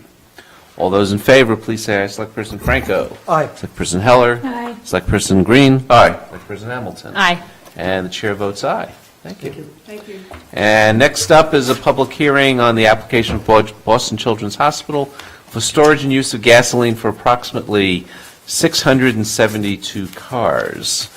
And those 672 gas tanks, and these are just cars with gas tanks that happens in the normal course of events, would contain approximately 1,500 gallons, and due to the vagaries of the law, that this has to be separately licensed by us. So, sir. Hi, Tim Sullivan, Goulston & Stores, here on behalf of Boston Children's Hospital, the owner of the Brookline Place development. So just a correction in what the chair just read.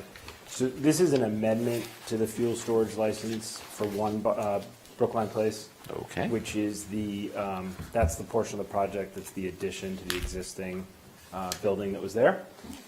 That currently, and the garage is also located on one Brookline Place. There's currently a fuel storage license for the garage, which has the 672 vehicles, as well as a 600-gallon underground storage tank to support the generator in the garage. This application is to amend that license to add an underground 1,500-gallon tank for the actual building at one Brookline Place to support the emergency generator there for life safety, elevators, fire alarms, and the like. So is this, what I was reading from was what I would be proposing as a vote, so it sounds like that's not accurate? Correct, that is not accurate. Yes, it's an amendment to the existing license to allow a 1,500-gallon underground storage tank at the building at one Brookline Place, the office building at one Brookline Place. So, Yeah, it does refer to that in the, so I'm not sure. I think it was just I noticed that on the agenda. I think it was just a typo in the agenda, and I have copies Right. of the application if that's at all Where do we get helpful. the 672 vehicles? That's well, that's the existing. original license. That's the existing. So you're adding 1,500-gallon underground tank for the generator. So as modified, the license will allow an underground tank at the garage for that generator, an underground tank for the building, and the 672 vehicles in the garage. Okay. I'm sorry, did you say the 672 vehicles was already a license? It's in the Already in existing place? license. Yep. I remember doing that. Yeah. Yeah. Yep. I'm just wondering whether we need to renotice this. So the notice that was sent out was correct. In fact, I'm going to be back here in 2 weeks for 2 Brookline Place because there was an error on that notice, which is for the exact same thing for a different building. But this notice that went out is right. There is a typo in the agenda, which reads the way the chair read it. Okay, so I will, when I do the vote, I will pull the language from the notice that was in the legal notice that was in the newspaper. And that should be correct, yes. Okay. I don't have that right in front of me at the moment, but that should be right, yep. Okay, well, I'll read it slowly, and you can listen and scream if I say it wrong. Okay.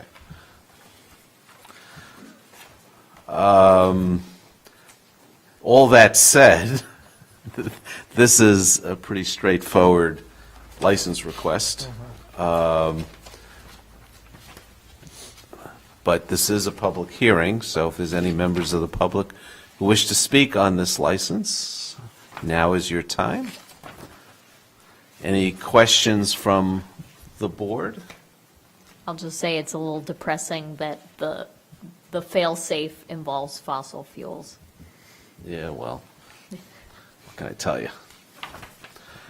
Okay, so I will move that we approve the application of Boston Children's Hospital to amend their existing license to also include an underground tank of approximately 1,500 gallons at one Brookline Place. Correct, yes. Okay? All those in favor, please say aye. Select Person Franco? Aye. Select Person Heller? Aye. Select Person Green? Aye. Select Person Hamilton? Aye. And Chair votes aye. Okay. Thank you for your Thank time. you. Okay. Next up is WBUR, new exciting space on Commonwealth Avenue. Ms. Gilbert. Good evening. Good evening. My name is Jennifer DePazzo Gilbert, and I'm here with various representatives from Boston University and WBUR. here this evening to request a all-alcohol beverages license for WBUR City Space. This is a really exciting project. I was involved about 2 years ago with their permitting process for the new space, which is located at 890 Commonwealth Ave. It used to be the former Landry's Bicycle, and Landry's moved down the street, and now they took over that front space as well as the rear portion, and have opened up and are in full swing. Some very exciting numbers, both in the support that WBUR and BU have for this new facility. They have registered over 2,400 Brookline residents for their community events that they ticket. They have been to this board numerous times for one-day licenses, but they have already or are about to reach their maximum number, the aggregate, the 30-day one-days. And so we're here tonight for the available license that the town has, along with a CV license. With me here this evening from Boston University is the Director of Government Relations, Elizabeth Leary, at the end. Also with me this evening is Carl Roker from WBUR, from my office, Shana Duff, who worked on the application materials, Joe LaChance, who is from BU and will be the proposed manager of record. And then also with me this evening is Amy McDonald, the Director of Community Engagement at WBUR. I think in your packets, as of today, you have 14 letters in favor of this application from Brookline residents, from the Cottage Farm Neighborhood Association, from the Brookline Chamber of Commerce, as well as the local businesses in that district who get a lot of wonderful foot traffic after these events and then before they begin. So it's really, really a vibrant space. But to really understand it, I'd like to turn it over for a moment to Amy to talk to you about the wonderful programs that are ongoing and have been going on and will continue. So Amy, I'll turn it over to you. Good evening. I'm Amy McDonald. Have any of you seen the space? Yes. Yeah, it's beautiful. It's very exciting. We've been open officially February 28th, and then the full month of March, and then these first 2 weeks of April. We've had events almost every night except the weekends. We really felt to get it off the ground, we needed to, just start really strong, and we've had such an array of events. It's very exciting. It's killing me, but it's very exciting, and it's a real contribution to the neighborhood and to the city. And so to give you an idea of some of the things we've done, we've had a coffee house opera. We've had a dance performance. We've had a theater performance. We've had live podcasts. We've had storytelling. We've had food demonstrations with cooks. We've had policy discussions, author readings, and most of these events are at the end of the day, and they really lend themselves, particularly the performances in the theater and the storytelling, to people wanting to have a glass of wine or have an alcoholic beverage. So we also have partnerships with, for example, the Moth Local Story Slams. The second Wednesday of every month, they do their local where anybody can put their name in a hat. At the intermission for our first one, Aramark ran out of liquor for this. People like to drink during these storytelling events to get their confidence up, to get on the stage and tell a story. The Wilbur Theater, we're As long as also... they don't drive after. The Wilbur Theater as well.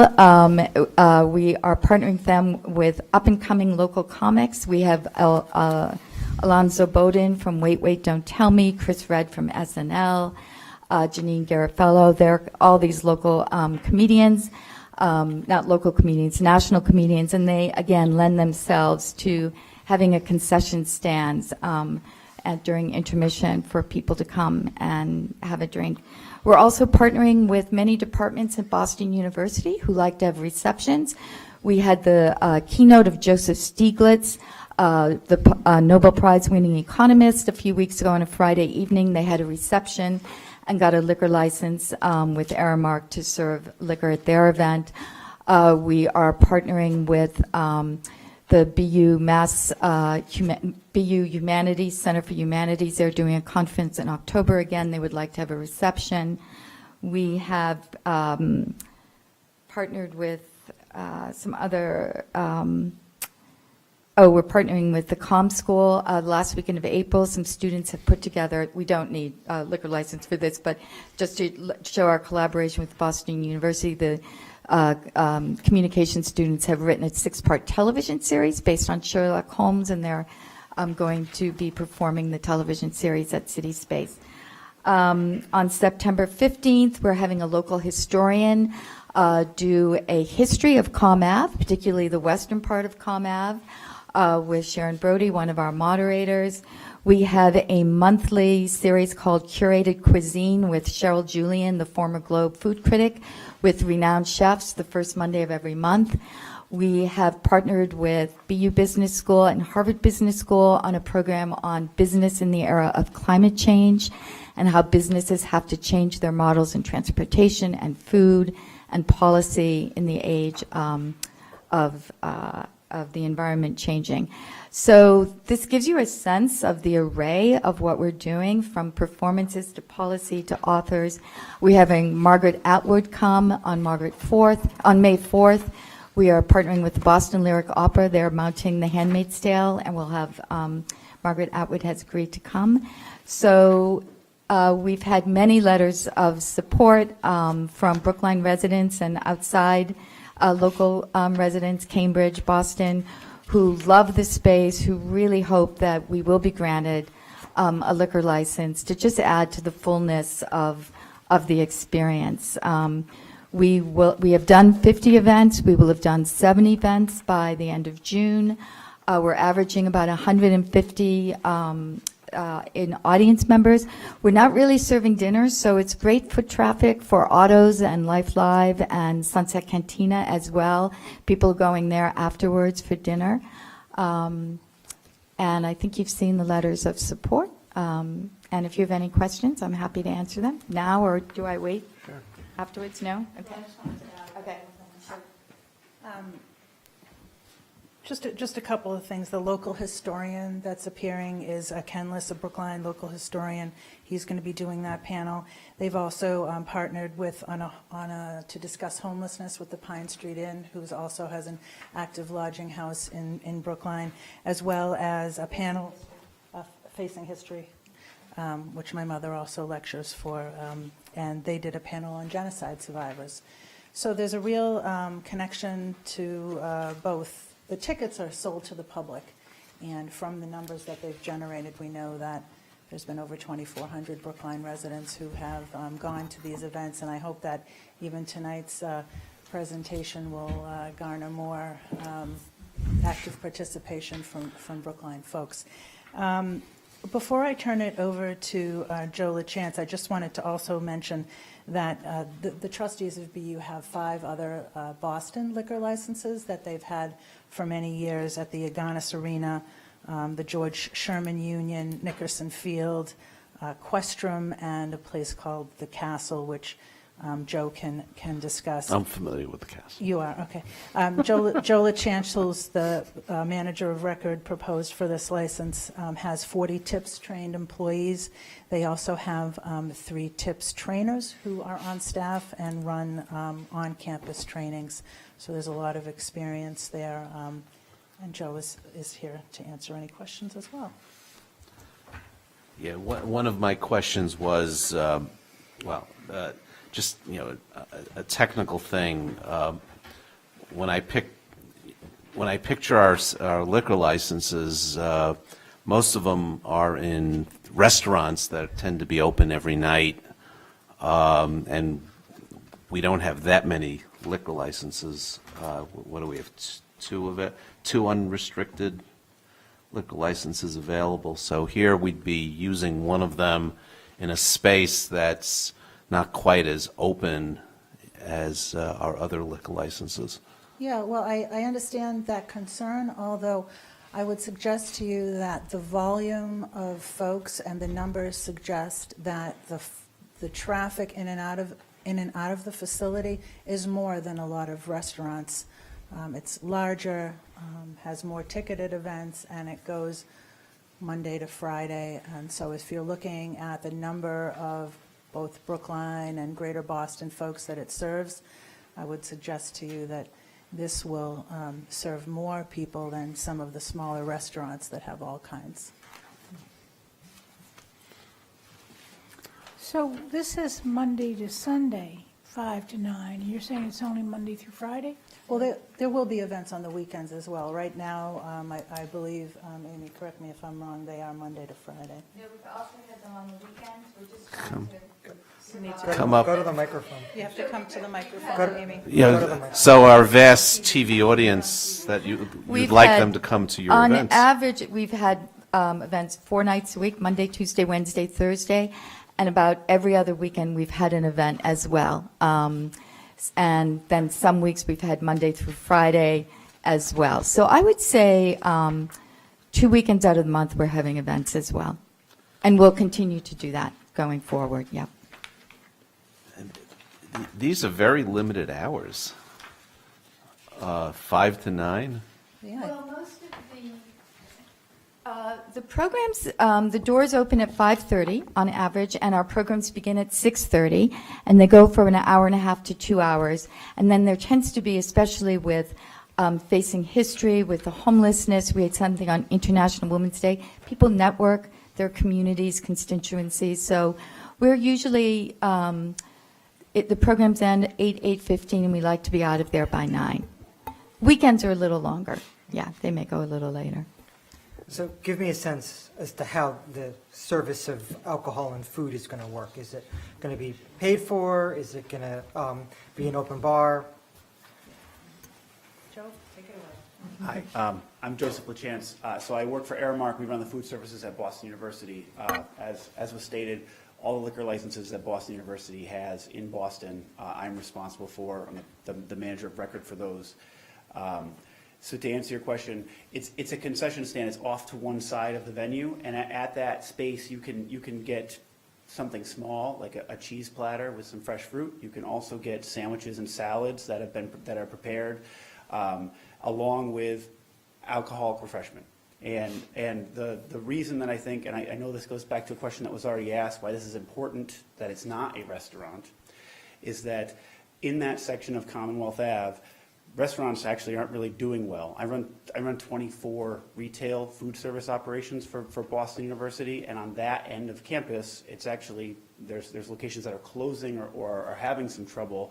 Having an additional alcohol license that's not at a restaurant actually can provide a little bit more diversity to your community, in that there's something else going on there other than just a place to go and eat. But it does offer food, because at the end of the day, you might like to step off to the side and have a snack while you're enjoying an event before you take the T to go home or walk home. But will it be open bar? No, it's a cash bar. It's not an open bar. So you have the opportunity to card the people who are coming up. We would card everyone all the time. Who's the clientele going to be? I know there was mention of these being ticketed events, so who's the intended audience of those tickets? Who's going to receive them? Everyone. Content drives the audience. So, we did, if we've done an opera, we get a lot of musicians, we get the musical community. If we do policy, there are a lot of activists that can come. But I would say, to generally describe the audience, it's an NPR-ish audience. It's an informed, educated, curious group of people, adults, I would say. The average age is probably, I would say in their 40s. So, but I would say the audience ranges from 30s to 60s. A lot of Brookline people. Okay. This is a public hearing. If there's anyone who wishes to speak on this license proposal, now's your time. And I see none. Can I ask a question? Sure. This is not just beer and wine. Correct. So you have a full bar there. Correct. Do you really need a full bar for this kind of venue? Yes. Yes. Yes, there are people that want to mix drink, for sure. So you're also applying for an entertainment license, including movies and dancing. Can you tell me how that fits into the plan? Sure. I mean, the movies, it's a screen. I don't believe there's any dancing scheduled per se, but there is some music and entertainment as far as the presentations. So that's why the entertainment license is included. And you want to expand on that? The music and the dance is always part of a conversation. So, for example, we're having next Wednesday, there's an a cappella medieval singing group that will be performing, but in conversation with Meghna, the director will explain where it all comes from. We had what I like to call the next Lin-Manuel Miranda, Shayna Taub from New York City. She's writing a hip-hop opera. She performed with, and then was in conversation with Robin Young. So the entertainment, the dance, and the singing is always part of a program where the audience is being educated about what's the origin of this, where is it coming from, how did you create this? So that's, does that help? So it's not like a concert necessarily that we're not putting on many concerts. It's always part of an educational kind of program. So you have a bench outside of your plate glass window that seems like you're encouraging people to sit at and watch what's going on inside. How's that work? So you can hear, yeah, so we call it our sound garden, and I think we'll see more as the weather gets warmer. So what you hear inside, you can hear outside. Without a ticket? Without a ticket, yes, but there aren't that many seats. To tell you the truth, it's part of what's communal about it. It's part of what makes it community engagement. And that LED screen at the back just pops, so at nighttime, if, you can see when we had this beautiful thing, this Turkish coffee house on the screen, and we were playing this opera, and you saw the tea go by, and you just see everyone up against the windows looking to see it. We had Des Linden, who won the marathon last year. She was speaking, and all of a sudden, people were walking by, and they were recognizing, and they jump up on the benches, and they take pictures, and they're posting it to their Instagram. So it really generates excitement. Well, I think this is an exciting space, and I'm glad it's in Brookline. My only reservation is we're using one of our liquor licenses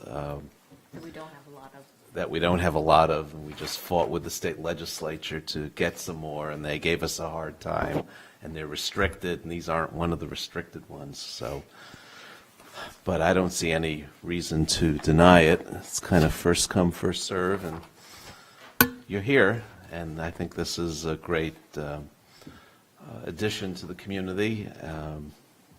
So I'm going to move approval of the application for the All Kinds Victular Entertainment for the trustees of BU doing business as Boston University, WBUR, to be held at 890 Commonwealth Avenue with 270 inside seats, hours 5 p.m. to 9 p.m., and the manager's Joe LaChance. Okay, all those in favor, please say aye. Select Person Franco. Aye. Select Person Heller. Aye. Select Person Green. Aye. Select Person Hamilton. Aye. And the chair votes aye. Thank you very much. Thank you you. for your time this evening. Sure. Okay. We have a question of approving the application for a pledge of collateral and the appointment of alternate managers, J&Z Food Corporation doing business as 6 Po Hot Pot to be held at 1353 Beacon Street. And the alternate managers are Jessica Zhang and Lily Zhao. Good evening. Kristen Scanlon representing the licensee. The two matters before you this evening are somewhat housekeeping matters that were omitted from the transfer application that the board heard back in November. The first being a pledge of the liquor license to the initial seller, which is Bombay Bistro Inc., as part of the collateral for an $80,000 loan related to the purchase of the restaurant by Jessica Zhang and Lily Zhao, who are here again this evening, who are the owners of the restaurant. And the second item before you is to appoint these two women as the alternate managers for the location as well, which were one of Lieutenant Raskin's conditions back in November. So we're here before the board to take care of that matter and just to keep the board updated as well. They are in the process, and shortly will be opening probably in the next 4 weeks or so. Looking for a May Looking forward to opening. it. Yeah. Yeah, I've been wondering, you have a sign up there, hiring, so. It's always, the hardest part is finding good people.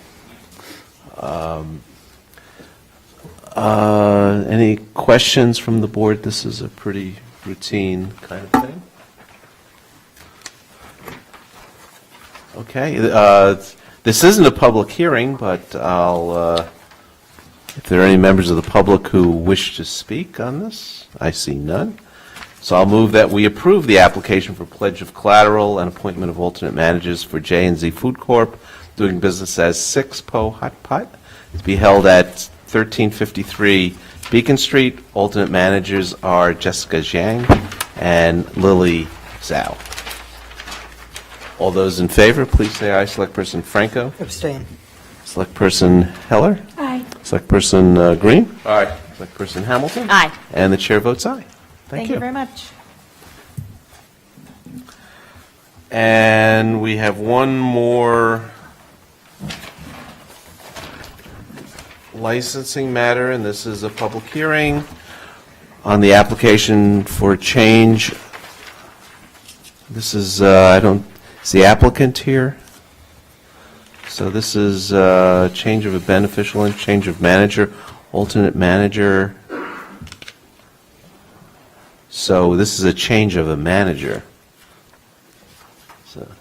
So I seem to recall there was a timing issue with when the hearing was noticed in the paper and when the applicant was able to come.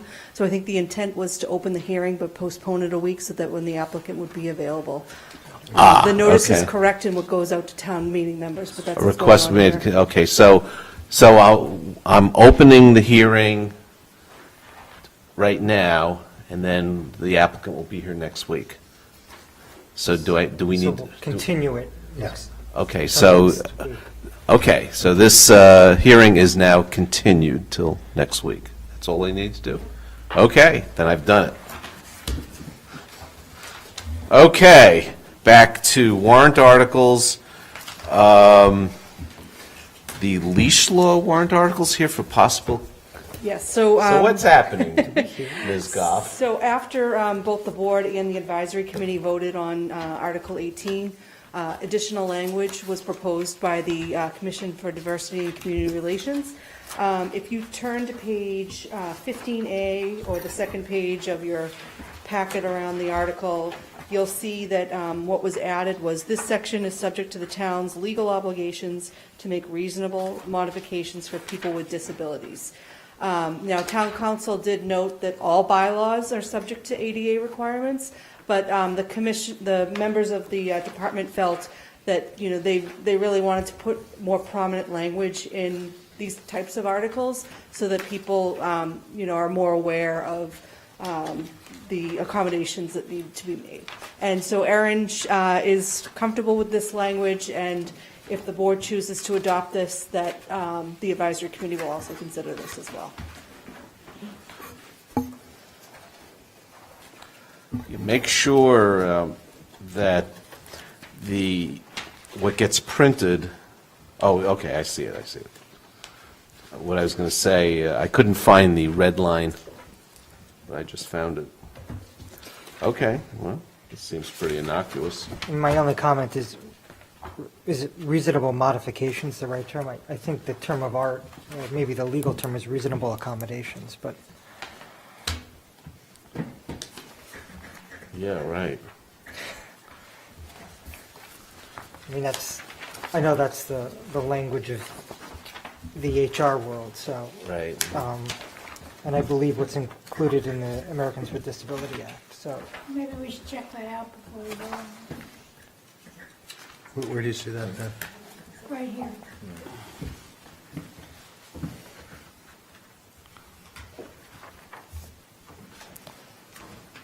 Yeah. Accommodations. Reasonable, Right, make so- reasonable. Accommodations is the, that Is the seems to term. be the right word.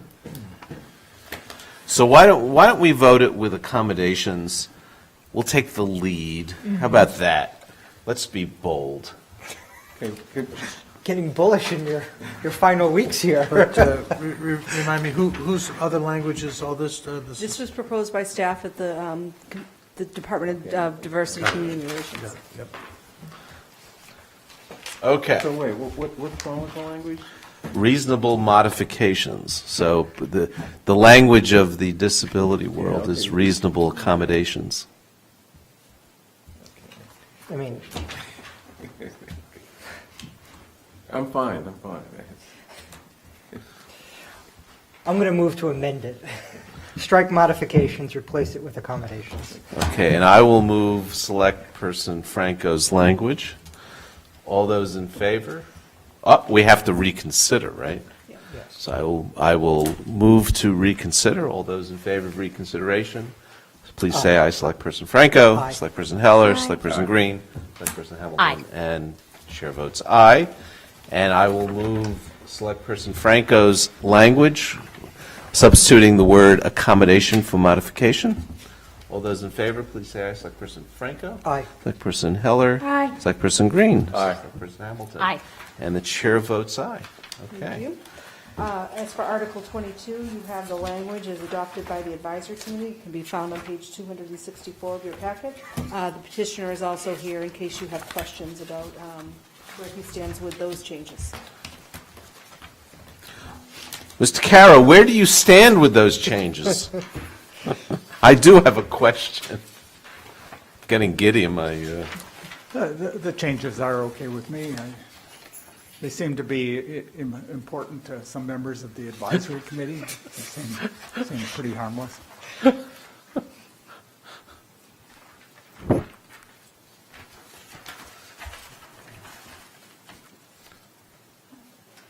Do we have those in our packet? I don't see it. yes, Or page is it not? 264. It's in the book or in the packet? It's in both. It's the first page of the book. It's page 264 of the packet. You have a choice of which one you want to look at. All right.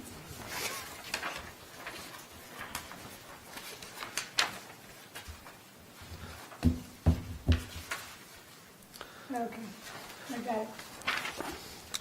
So I would tend to agree with Mr. Caro if it makes the advisory committee happy. I'm willing to go along with it. I'm fine with it. Did full advisory vote this, or just the subcommittee? Okay, thank you. So I'll move the advisory committee language. All those in favor, please say aye. Select Person Franco. Aye. Select Person Heller. Aye. Select Person Green. Aye. Select Person Hamilton. Aye. And the chair votes aye. Thank you. And the EV fleet, are we ready for that? So the advisory committee has not, the full advisory has not taken a vote on this yet. I did solicit feedback from staff. It was very similar to what you heard at your hearing. I don't have a recommendation for any language tweaks other than the timing issue that was discussed at the hearing. Ms. Hamilton, how do you feel about it? Do you feel, would it be okay if we Waited. took your language and pushed it out a year? so we can. Yes, yeah, I talked with the co-petitioner, and we went before the subcommittee, the capital subcommittee of advisory, and we got the same feedback, and we said that we were completely willing to put it out a year. We've been talking with town staff about kind of piloting one or two of the vehicles that are earmarked to be replaced this year. The procurement officer has been kind of looking at what would make sense to be within the spirit of the warrant article, but not necessarily, enact the warrant article for this current fiscal year. So, does staff wish to, I would, for something as proscriptive and getting into the weeds of procurement the way this is, I would really appreciate feedback from Mr. Giannakakis. We've also been talking about the need to develop a policy for the board to adopt. I mean, I think that's part of what, we've been Right. following the green community policy for a number of years. We could always modify that to meet the spirit of this article as well. Right, so, yeah, I would strongly suggest that you guys make a recommendation to us. Okay. But I think, my own feeling is to be supportive of this as long as it's practical and takes into account our budgetary limitations. Yeah. I mean, I think the sort of pilot year should be acquiring vehicles that are not just sedans. We should try and acquire a light truck, a pickup truck or something, just to get experience with it and see if it's practical for us. But I agree with the chair. We need some framework in which to make these evaluations about what's a practical alternative and what isn't going to work in the Brookline context. Okay, got something to you. Okay, so we'll table whatever that article was. 23. 23. 24, I don't have any advisory committee vote as of yet. I think that was after you had your first hearing. But I don't think there's controversy around this article. I'm not sure how the board feels about taking a position on it. Has the Select Board's Climate Action Committee taken it up? We're going to be taking it up on the 22nd. Okay.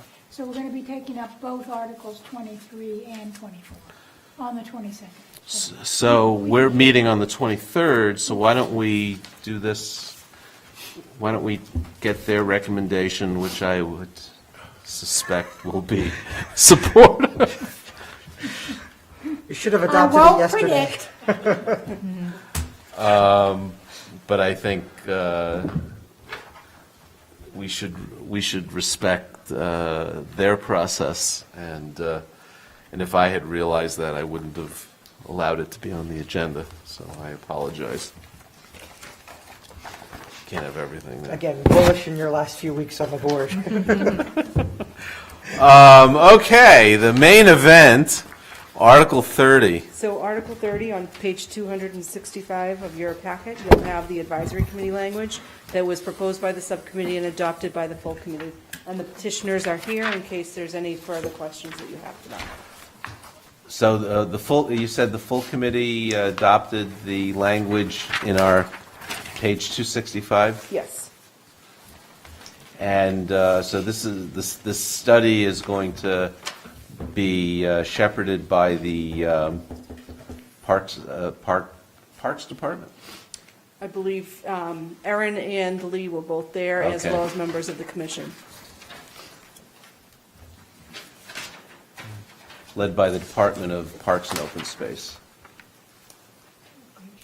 And you guys are okay with the...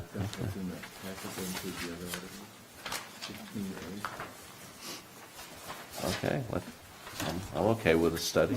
Okay. Okay, I'll move a favorable action recommendation. Can I just Oh, say one thing?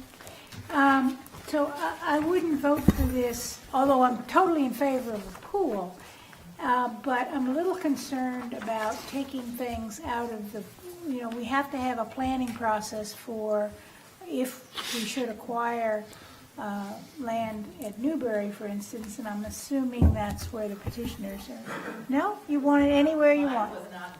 Okay, all right. Okay, well then in that case, I'll go along with it. But I just don't want to take, I think it's not fair to kind of put things at town meeting that prescribe what's going to happen, other than obviously things that have to do with our funding strategy, which is a different issue. But, anyway. Yeah, this doesn't say anything about Newbury. In fact, originally in the top were about See, our vast TV audience would love to hear your pearls of wisdom, Elisa. I have a question. Sorry. There is no vast TV audience because I'm here. Fair enough. I mean, I think it's quite clear, we don't mention any names of any sites in particular. I mean, we were very careful not to do that, which is one of the reasons we accepted the language that the subcommittee came up with for that. And I just want to also add that Harry Friedman voted yes as well, so. Oh, my gosh. Whoa. Harry Friedman. Yeah, I guess my concern with this resolution is that it's hard for me to imagine that in this northern clime, even with climate change, that an outdoor swimming pool can be feasible. So why is it, but a indoor and outdoor sports complex type arrangement would make a lot of sense and be financially viable. So why is the proposal just for an indoor, or study for an indoor? Outdoor. Swimming pool? I'm sorry, outdoor. Indoor, outdoor. Why are you proposing setting just an outdoor pool? And I guess maybe my amendment would be indoor and/or outdoor. We have an indoor pool. We have an indoor We have pool the already. Evelyn Crane Aquatic Well, the Center. question is that sufficient for the towns, for the demand that we have in this town? And I've heard that it's not. Right, that's Well, our I think position, is that it's not sufficient. This could be a convertible pool, like a, Possibly. a car that you pop the top off of. I mean, I think that's what you're talking about, right? Well, yes, or two pools. One indoor, one outdoor. Well, there are a lot of outdoor pools in the region. Yeah. And we don't have as long a season as, say, Virginia. or I'd just Florida, like to have certainly. the option of doing something, what, in my view, would be a little more financially feasible or viable as an option. I think the season here will be just as long as our outdoor skating rink. If not longer. Right. So one of the words that's I've latched onto in the resolve clause is preliminary. So this resolution calls for a preliminary study. What is a preliminary study, and how does it differ from just a regular study? I guess I'm trying to get at what's the anticipated deliverable from this. I guess it's to start the conversation, in a less expensive way than asking for a feasibility study.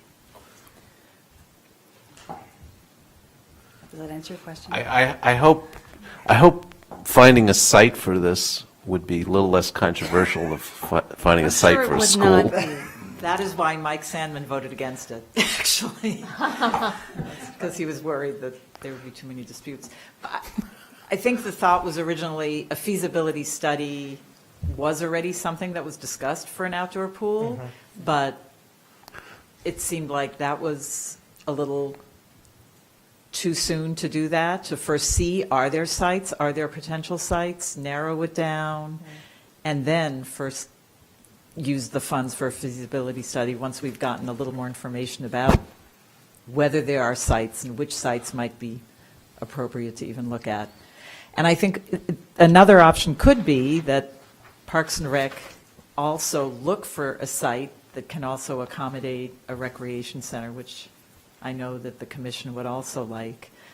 We have always felt that this town sorely needs an outdoor pool, so that's our resolution, and certainly wouldn't stop Parks and Rec from also considering sites that might also be able to accommodate a rec center and I guess another pool if, I guess we never thought about another indoor pool, but. Well, I will move a favorable action recommendation. I'd like And to you add can- an amendment, yeah. Okay. And what is your amendment, Selectperson Green? That calls for preliminary study looking at offering a outdoor and/or indoor, or no, outdoor or outdoor and indoor swimming facility for Brookline residents. Just You get that? and? Pardon me? Is it just the and or So and either or? an outdoor pool or an outdoor plus an indoor pool. Okay, like a hybrid. Yeah. The indoor pool, you're talking about a bubble over it? Could have a bubble over it. I just want to expand the options that we're looking at to not be tied down to something that may not be that financially feasible or viable. I can tell you, putting a bubble over a pool is not financially feasible. then- It is then we'll figure incredibly that out. expensive. Can I? Tends to tear. Sure. Did you see my latest email that might be in the packet, which actually addressed Wayland? I was looking at, because you had asked about indoor pools, how many of the towns that have outdoor pools also have indoor pools? And I looked at Wayland. They have a bubble. Their outdoor pool was 2.5 million, which is the same amount that we're using to do the outdoor play area at Baldwin. So I think an outdoor pool, How long ago was that, though? 2010, I think. Lots happened Twice since that then. now. Well, twice that? Well, I don't know, inflation's Pretty not that much. bad. That was in a recession where there was not much demand for labor. I mean, so a different era. Right.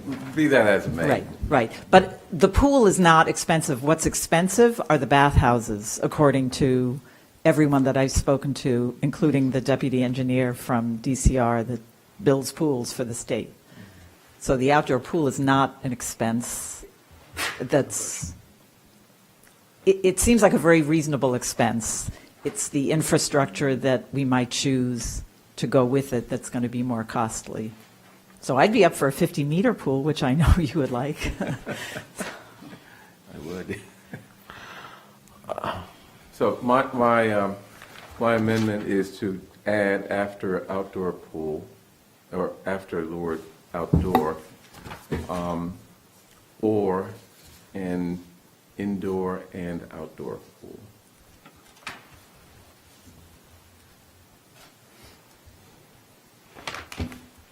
You can vote it down. Again, it's just my proposal. Will the moderator allow us to? Oh, expand the yeah. scope? Oh, Okay. yeah. Oh, yeah. Yeah, it's talking about pools and, yeah. Okay. I know he's very particular. Yeah. Okay, so the main motion is the petitioner's agreed motion voted by the advisory committee. We have a motion to amend. We'll first vote on the motion to amend, which would include also the study of an indoor/outdoor, in addition to just an outdoor. So, Select Person Franco. No. Select Person Heller. Aye. Select Person Green. Aye. Select Person Hamilton. Oh, man. I'm going to go along with this. Aye. I'm not. Okay. So we will. I didn't vote it down. Okay. Well, so that's so the amended motion is the main motion. So all those in favor of the new main motion, please say aye. Select Person Franco. Aye. Select Person Heller. Aye. Select Person Green. Aye. Select Person Hamilton. Aye. And the chair votes aye. So we'll have a floor fight. More the merrier. Yeah, let's double the study work. No, it's not that. It's not be limited to. I think that concludes our business for tonight. Well, I won't be around to study it.